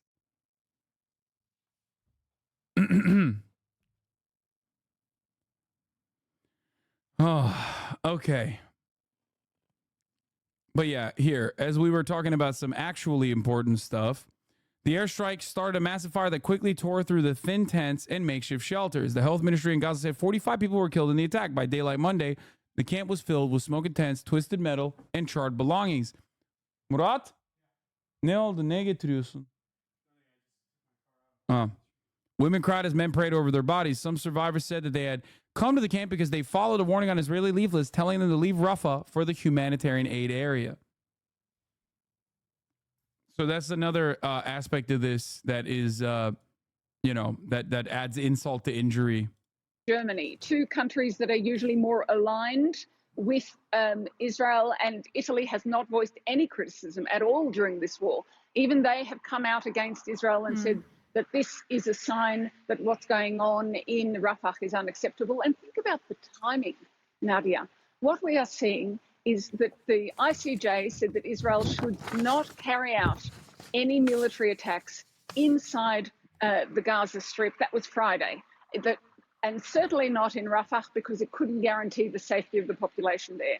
Israel continued its attacks, saying, yes, we can, because so many civilians have been moved. And within 48 hours, you see this terrible incident, which is, if you believe the Israeli military, was actually an accident, but the timing just lets you see that there will be more support for the ICJ now. And Iris, some news. Let's get the analysis now. Also, want to point out something very crazy. Unlike Big Time Rush, here's actually an interesting take on Israel-Palestine from the supreme hater of Islam himself. Okay? Emmanuel Macron. You might know him as the President de la République Française. Is that how you say it? I don't know.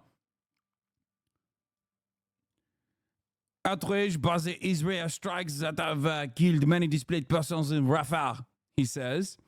These operations must stop. There are no safe areas in Rafah for Palestinian civilians.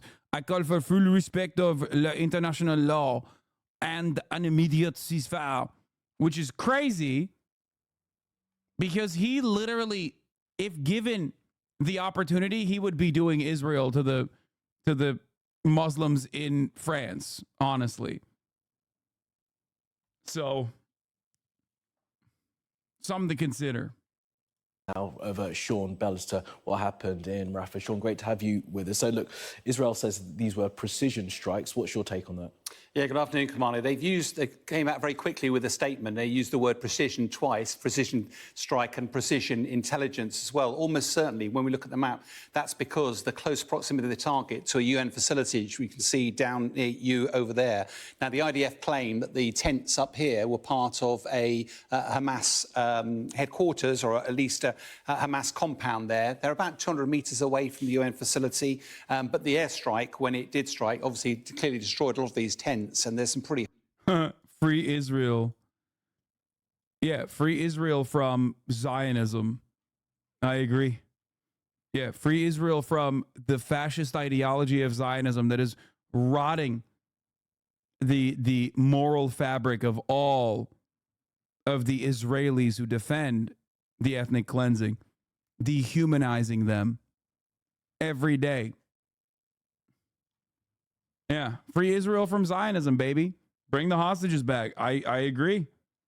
Bring them back. Stop the Israeli war cabinet from fucking mercilessly slaughtering all of the hostages. Free Israel from Zionism. Free Israel from fascism. Bring the hostages back. A sentiment being expressed on the streets of Tel Aviv right now is literally all for all. Free all the hostages. Which I agree with. Nah. Thanks, man. Okay. Never mind. I think you broke him. Yeah. I mean, he was already broken, I think. Like, it is wild to be simultaneously in support of, like, all of the untold cruelty that the Israeli occupying force is doing in Gaza, and also and also be like, free the hostages. It's like, bro, you know who doesn't want to free the hostages? Motherfucking Israel. What the fuck? 7 in October.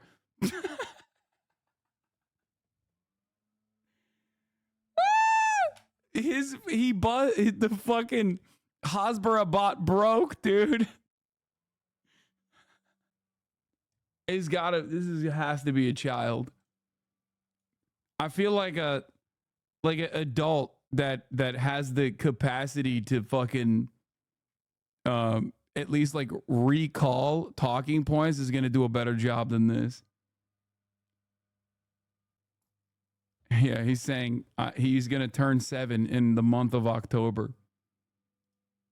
Horrible footage associated with that. It's worth pointing out, Geneva Convention perspective, both sides have a legal responsibility to protect all the civilian population, even if those civilians are operating close to a legitimate military target, which might be the case in this case, in which case a rule of proportionality is applied to that. We come back to that later.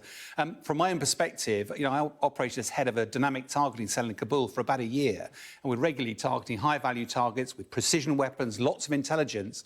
The one key figure, though, was your legal advisor next to you, and the number of times that he wouldn't let the attack be conducted because every feasible measure needs to be taken to try and protect the civilian population on the way. And on face value, the IDF have chosen to attack a target in a very densely populated area. Tents offer no protection whatsoever to a bomb, so we got a lot of casualties. I think the last numbers, we've got 45 killed, 23 of those apparently are women and children. It might be, we don't know, but we will just believe Israel, whatever they say, even though they have literally lied every single day since October 7. Okay? Every single fucking day. There's just no, like, there is just no way to look at this and be like, yeah, no, Israel has lied every single fucking day. For one truthful statement expressed by the Israeli foreign ministry, there is like 100 lies, all the way ranging all the way from like little lies to unimaginable, insane lies like Pallywood shit. That like Palestinians are actually faking their death and destruction. And 249 wounded. And when you look at the scene there, those figures could well include. And the danger is here, it just reduces confidence in the international community about the way Israel's conducting this war. And just before I came on, the IDF have claimed the incident is being investigated, but the expectation that there weren't going to be any harm done to any non-involved civilians. Right, OK. So where does this go then next? Because, of course, while the Rafah operation has been suggested and forthcoming, we've heard the allies of Israel saying that they shouldn't do it. The IDF should not go in. You're absolutely right. And the challenge here, of course, is the IDF hasn't defeated Hamas yet. And that's why Netanyahu's been pretty clear he's determined to go and finish the job. The problem, of course, despite the International Court of Justice saying don't go into Rafah, Americans saying don't go in, international community, there's a whole body of opinion. But it seems that Prime Minister Netanyahu was determined, and therefore the Rafah offensive is likely to continue. There's been a bit of talk about peace talks that potentially start tomorrow.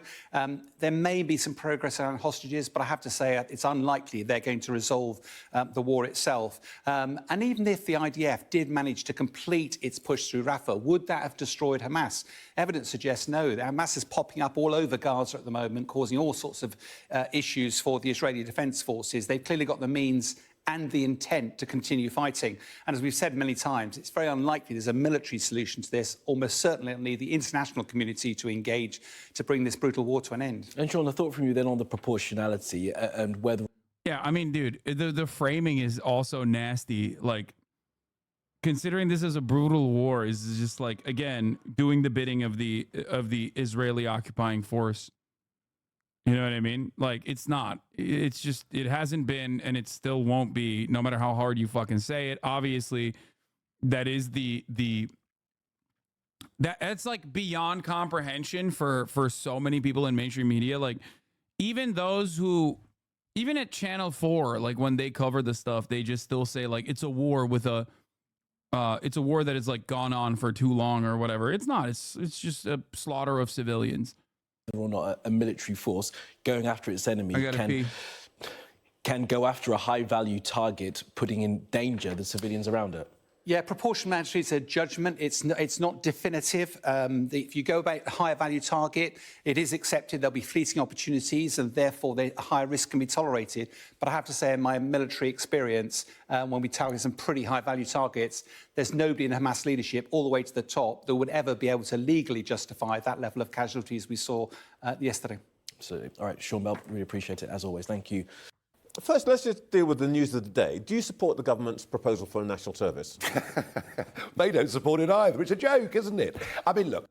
No, we're not gonna get to England yet. We will get to England. I do have some smoke for England as well, but not yet.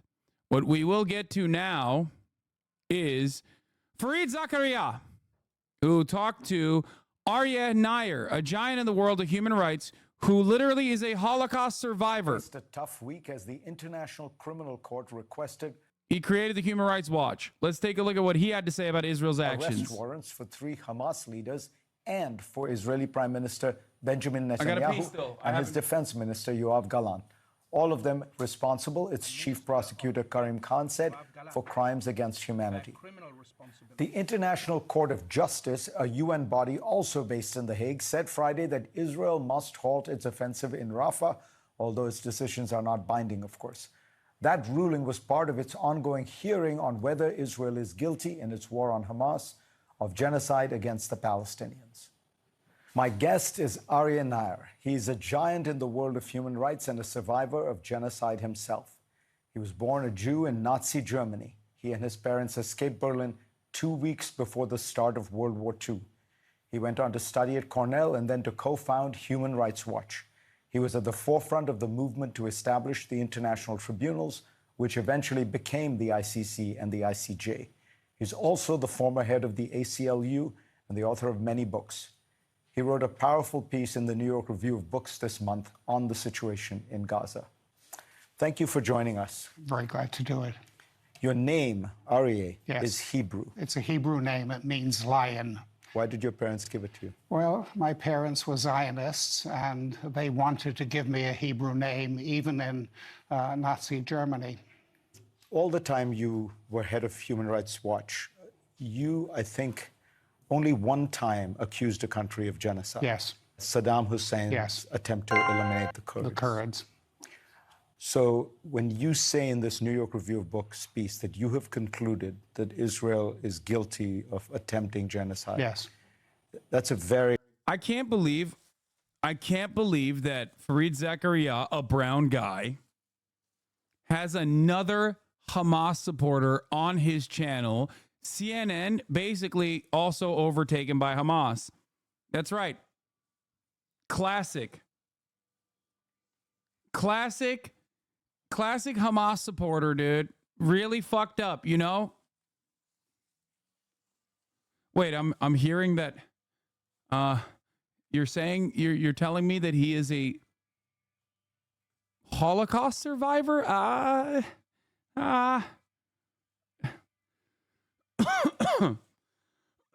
Yeah.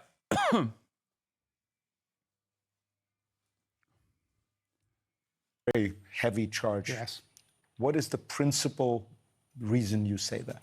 Well, first let me say that when the South African case charging genocide was initially brought, I was not one of those who endorsed South Africa's argument of genocide. I didn't endorse it because I thought Israel had a right to retaliate against Hamas, and I thought Israel had a right to try to incapacitate Hamas so that it would never be able to do anything like that again.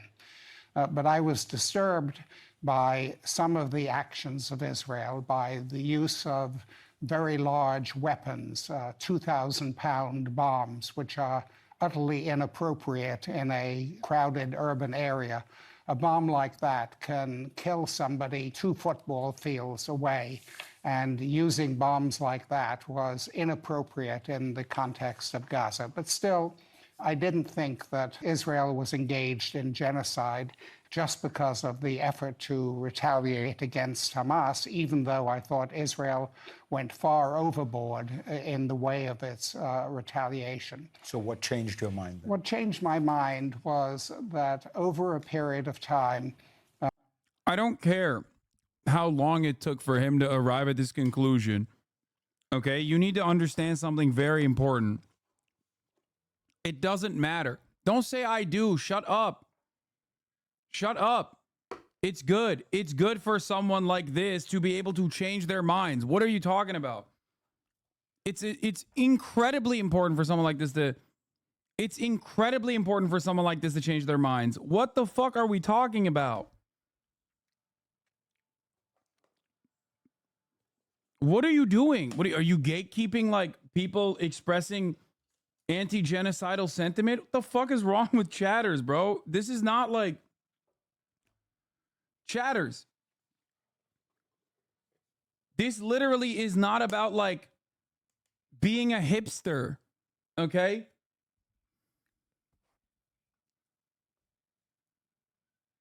The fuck? Israel has obstructed the delivery of humanitarian assistance to Gaza. And those who have been most severely victimized are not the members of Hamas. Men with guns ordinarily find a way to get food and to get fed. But it is young children who are most severely damaged by malnutrition and who will either starve to death or if they survive, they will be diminished for the rest of their lives, diminished physically and psychologically by the severe malnutrition they are enduring as children. And I thought that severe obstruction of the delivery of humanitarian assistance amounted to genocide. The Israeli case is multifold, but let me suggest one angle that I've heard people take, which is in the beginning, there was a kind of Israeli rage. And there's that famous quote of Defense Minister Gallant. He says, I have ordered a complete siege on the Gaza Strip. There will be no electricity, no food, no fuel. Everything is closed. We are fighting human animals and we act accordingly. But that over time, they did start letting food and fuel in, and they have not, there might have been a period where they said and did things like that, but that was brief and it has ended. The amount of food and the amount of water and the amount of fuel they have allowed in is entirely... Yeah, Fareed Zakaria is a piece of shit, by the way. You know how I said, like, oh, sometimes journalists will do this thing where they, like, ask a leading question or ask a question that seems, like, crazy, specifically to draw out a response from their, the person that they're interviewing. I wouldn't say the same thing for Fareed. I think he is a piece of shit. Inadequate to deal with the more than 2 million people who live in Gaza. And the USAID administrator, Samantha Power, testified before Congress that famine had set in Gaza. The head of the UN World Food Program has said that full-blown famine. That's Cindy McCain, by the way. Also, remember when I told you that like all of this stuff holistically works in one direction, which is to apply additional pressure on the state of Israel? Every little thing, every little step in the right direction, okay, plays a major role in many instances in ways that you can't even comprehend. Okay? Very important to consider. Like this interview being aired on CNN, unheard of, unimaginable. That guy personally didn't even think Israel was doing a genocide. His fucking organization that he started has called Israel an apartheid state since 2021. You understand? And he still on October 7th was like, no, Israel has a right to defend itself. How did he arrive at this conclusion? How did he have a change of mind? This is important to examine. This is important to understand. is underway in Gaza. Destroying the farms, destroying the greenhouses in Gaza, killing a large number of aid workers who were involved in the distribution of food, challenging the ability of the UN agency that has been principally involved in distributing food to continue that activity, and persuading the United States and other governments to cut off funds from that agency. All those things have had a cumulative impact on the availability of food and water and electricity and medical supplies in Gaza. Prime Minister Netanyahu says that the IDF, the Israeli army, is actually scrupulous and very moral in the way it handles these things. It tries very hard. What do you say about that? He says that. I don't think others would say that. At this moment, there are settlers in the West Bank area who are interrupting trucks taking humanitarian assistance into to Gaza. They are attacking the truck driver, spilling the contents of trucks carrying humanitarian aid. The Israeli defense forces have not intervened in order to prevent the settlers from engaging in sabotage of that sort in delivering humanitarian assistance. The Israeli defense forces have aided the settlers, and a very large number of Palestinians in the West Bank have been killed in the past few months, often with the Israel defense forces either standing by or directly participating in attacks on Palestinians in that area. There are Israeli officials and people who feel passionately on the subject who say the reason these warrants are particularly unjustified is because Israel has a process, a judicial process, to look into abuses of its army. It's a democracy. The statute for the International Criminal Court is based on the principle of complementarity. Complementarity means that if a government actually, in good faith, conducts an investigation itself of abuses that have been committed and takes action itself to punish those who may have been engaged in abuses, the ICC should step back. But in the case of Israel, there is no indication that there has been any effort by the Israeli authorities to conduct an investigation of the abuses committed in Gaza. Do you think in the past have they done it? Do you have confidence in the Israeli system? No, I don't have confidence in the Israeli system. There have been many abuses over the years, and there has not been appropriate investigation and punishment of those who have been responsible for abuses. Prime Minister Netanyahu says that this prosecutor is anti-Semitic and is feeding anti-Semitism. You know, the use of the term anti-Semitism to attack those who criticize Israeli policies degrades the concept of anti-Semitism. Anti-Semitism has been a great scourge, but it doesn't insulate the... I want all of my fucking psychotic naysayers to basically tell exactly the same shit that they've been telling me to this guy who is saying literally verbatim the things I've been saying since October 7, mind you. What's the problem? Is it because I'm the one who said it and your favorite content creator despises me? Is that what it is? Or is it because I was right too early? If you said this shit 5 years ago, you'd be called a Nazi. That's interesting that you're saying that, because I did say this shit 5 years ago. I said this shit 10 years ago too. So, you know, you can go and find old videos of me saying exactly the same shit. And also, people have been saying that I've been anti-Semitic for never to this degree, but people were saying that even back then, because it's always been the same fucking anger and the same response. Israeli government from being held to the same standards that other governments have to be held to around the world. The Israeli government has been very comfortable with certain anti-Semites. Prime Minister Netanyahu, for example, has cultivated a relationship with Viktor Orban, the Prime Minister of Hungary, and I think it's appropriate to consider Orban. Youngest Hasanabi head on Fareed Zakaria. We should do a compilation of my takes side by side with this shit. Bro, this is literally verbatim. An anti-Semite, but to charge the International Criminal Court with anti-Semitism is, I think, absurd. For you, as somebody, a Jew who escaped Nazi Yes. Germany, this must be, it's a weighty charge to accuse Israel of genocide.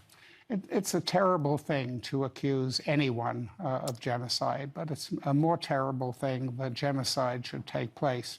In my view, Jews are only going to be safe if everyone's rights are respected, and the rights of Jews are respected along with the rights of everyone else.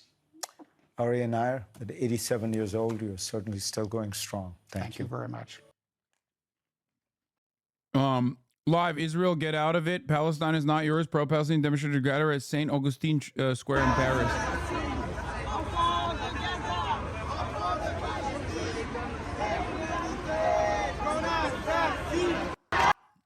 Only 3% of settler violence complaints are indicted, and only half of those cases are convicted with joke sentences. And these are civilian vigilantes. Obviously, IDF gets investigated / punished even less. Meanwhile, military courts convict 95% of the convicts Palestinians 95% of the time.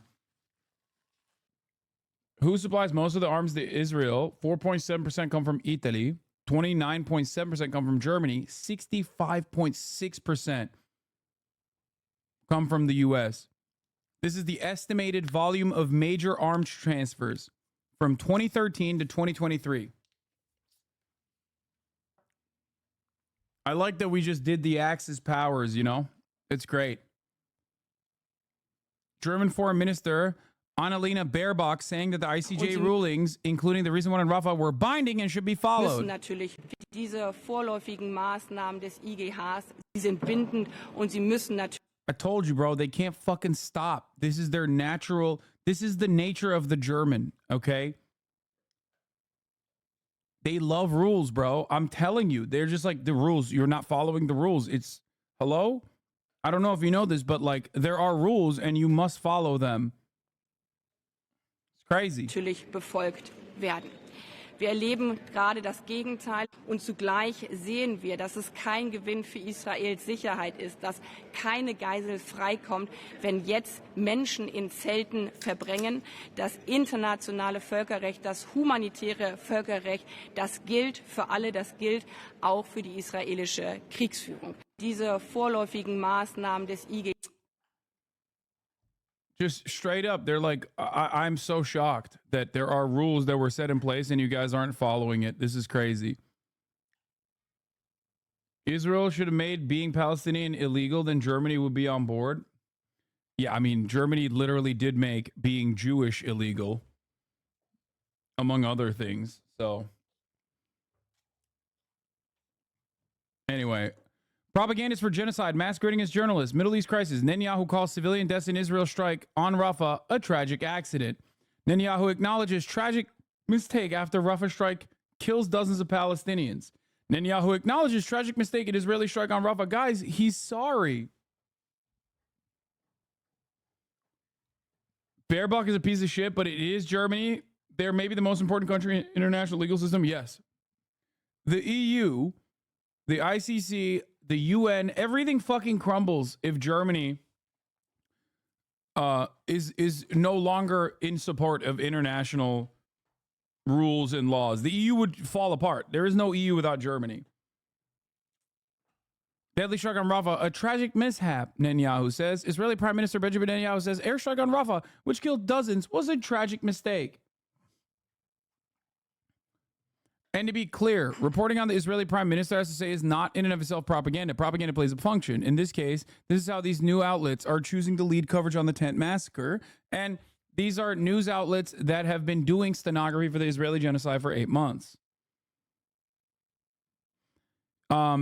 Israel is becoming a fascist state is the thing that we're going to watch now from Double Down News. This is from a year ago, from February 27, 2023.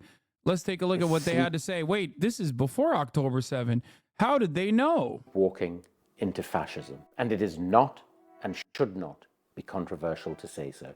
The question that raises itself is whether Israel has a Jewish supremacy problem. We've always spoken about Jewish self-determination in the context of the state of Israel. But we are now at the point where Jewish supremacy in the state of Israel is determining the nature and functioning of the Israeli state. Former Prime Minister Ehud Barak has said this government shows signs of fascism. The mayor of Tel Aviv has warned that Israel is headed towards a fascist theocracy. And Israel's leading newspaper is publishing editorials expressing concern about what they've...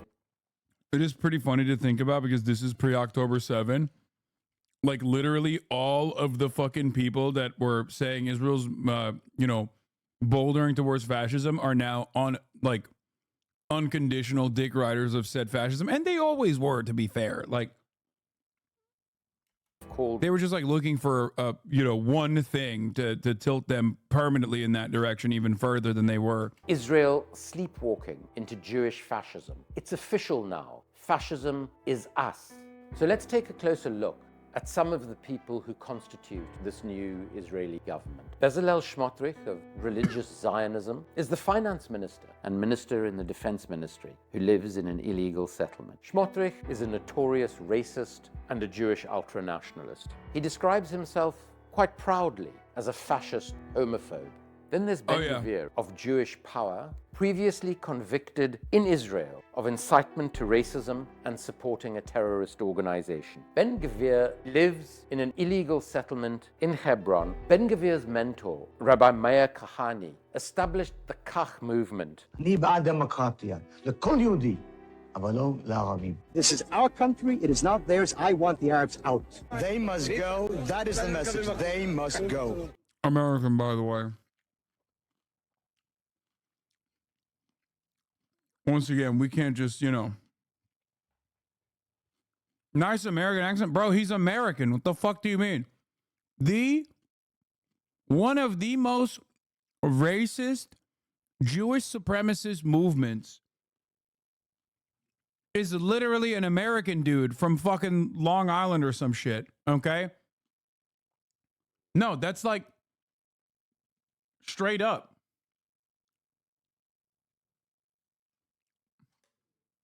He was committed to the use of specifically Jewish violence from Brooklyn to effect such changes. If I were the Minister of Defense, there wouldn't be one Arab left here. I want the Arabs out, out, out. Are you encouraging your people to go out on the streets and to attack Arabs as has happened in... I call upon the Jews to do anything imaginable and anything possible which will encourage the Arabs to get out of this country. Does that mean attacking? Anything possible. I want them out alive, and if not alive, dead. Kahane's views were so... I want to point something really funny. But some of you have already noticed it, but he himself, I don't know Meir Kahane's like ethnic background, but I think he's Arab too. Like, I believe he's is he a Mizrahi? Or Sephardic? Because I don't think he's Ashkenazi. Just something to think about. By the way, he literally was designated as a terrorist by the American state and the Israeli state. Think about how fucking unhinged you are.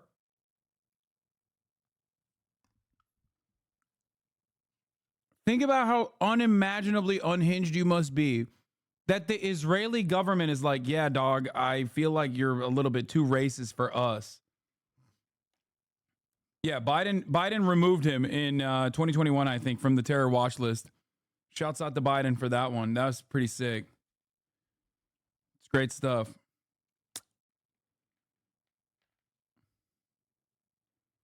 He's Polish Latvian. Bro looks like the most Arab uncle you've ever seen. It's also pretty funny because a lot of Kahanas are also, of course, Mizrahi and Sephardic. Like literally, they're like Ben Gvir, for example, that they're talking about right here is from Iraq, which means that they have Arab origin. He's Ashkenazi. His ancestry dates back to the 17th century in Ukraine. That's crazy because he literally looks like he could be one of Saddam's body doubles. Regardless, though, Ben Gvir is you're so racist. That one Iranian dude, shut the fuck up, bitch. No, don't come at me at the top of the hour and be like, you're so racist. Why? Because you're serving ads to everyone at the top of the hour. There you go. Ben Gvir is actually Kurdish. I know. He's of Iraqi descent. Of Iraqi origin. Anyway, here's a 3-minute break now. So extreme that the US classified Kach as a terrorist organization in 1997. And Kahani was the inspiration for Baruch Goldstein, another settler from the Hebron settlements who murdered over 20 innocent Palestinians in cold blood. Goldstein's portrait still hangs in Hebron, on the wall of Itamar Ben Gvir. אמירה מאוד מאוד מפורשת. כשהבן שלך בא ושואל אותך, מי זה אבא? מי זה האיש הזה שם בתמונה? שהוא צדיק, אני אומר שהוא גיבור, אני אומר... Ben Gvir is now in charge of the police in the occupied territories.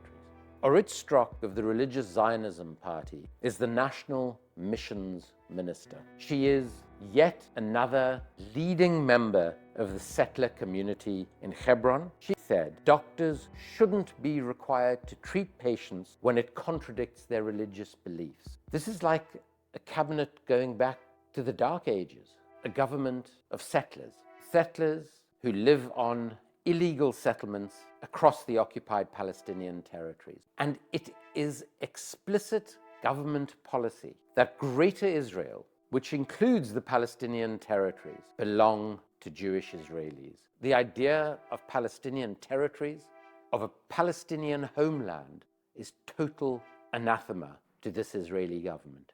As early as 1948, some of the world's greatest Jewish thinkers were already asking questions about Israel and the specter of fascism. In a letter written by Albert Einstein, Hannah Arendt, author of the... I'm sick and tired of these fucking Hamas supporters, bro. You know what I mean? Just classic. Damn, this guy's good.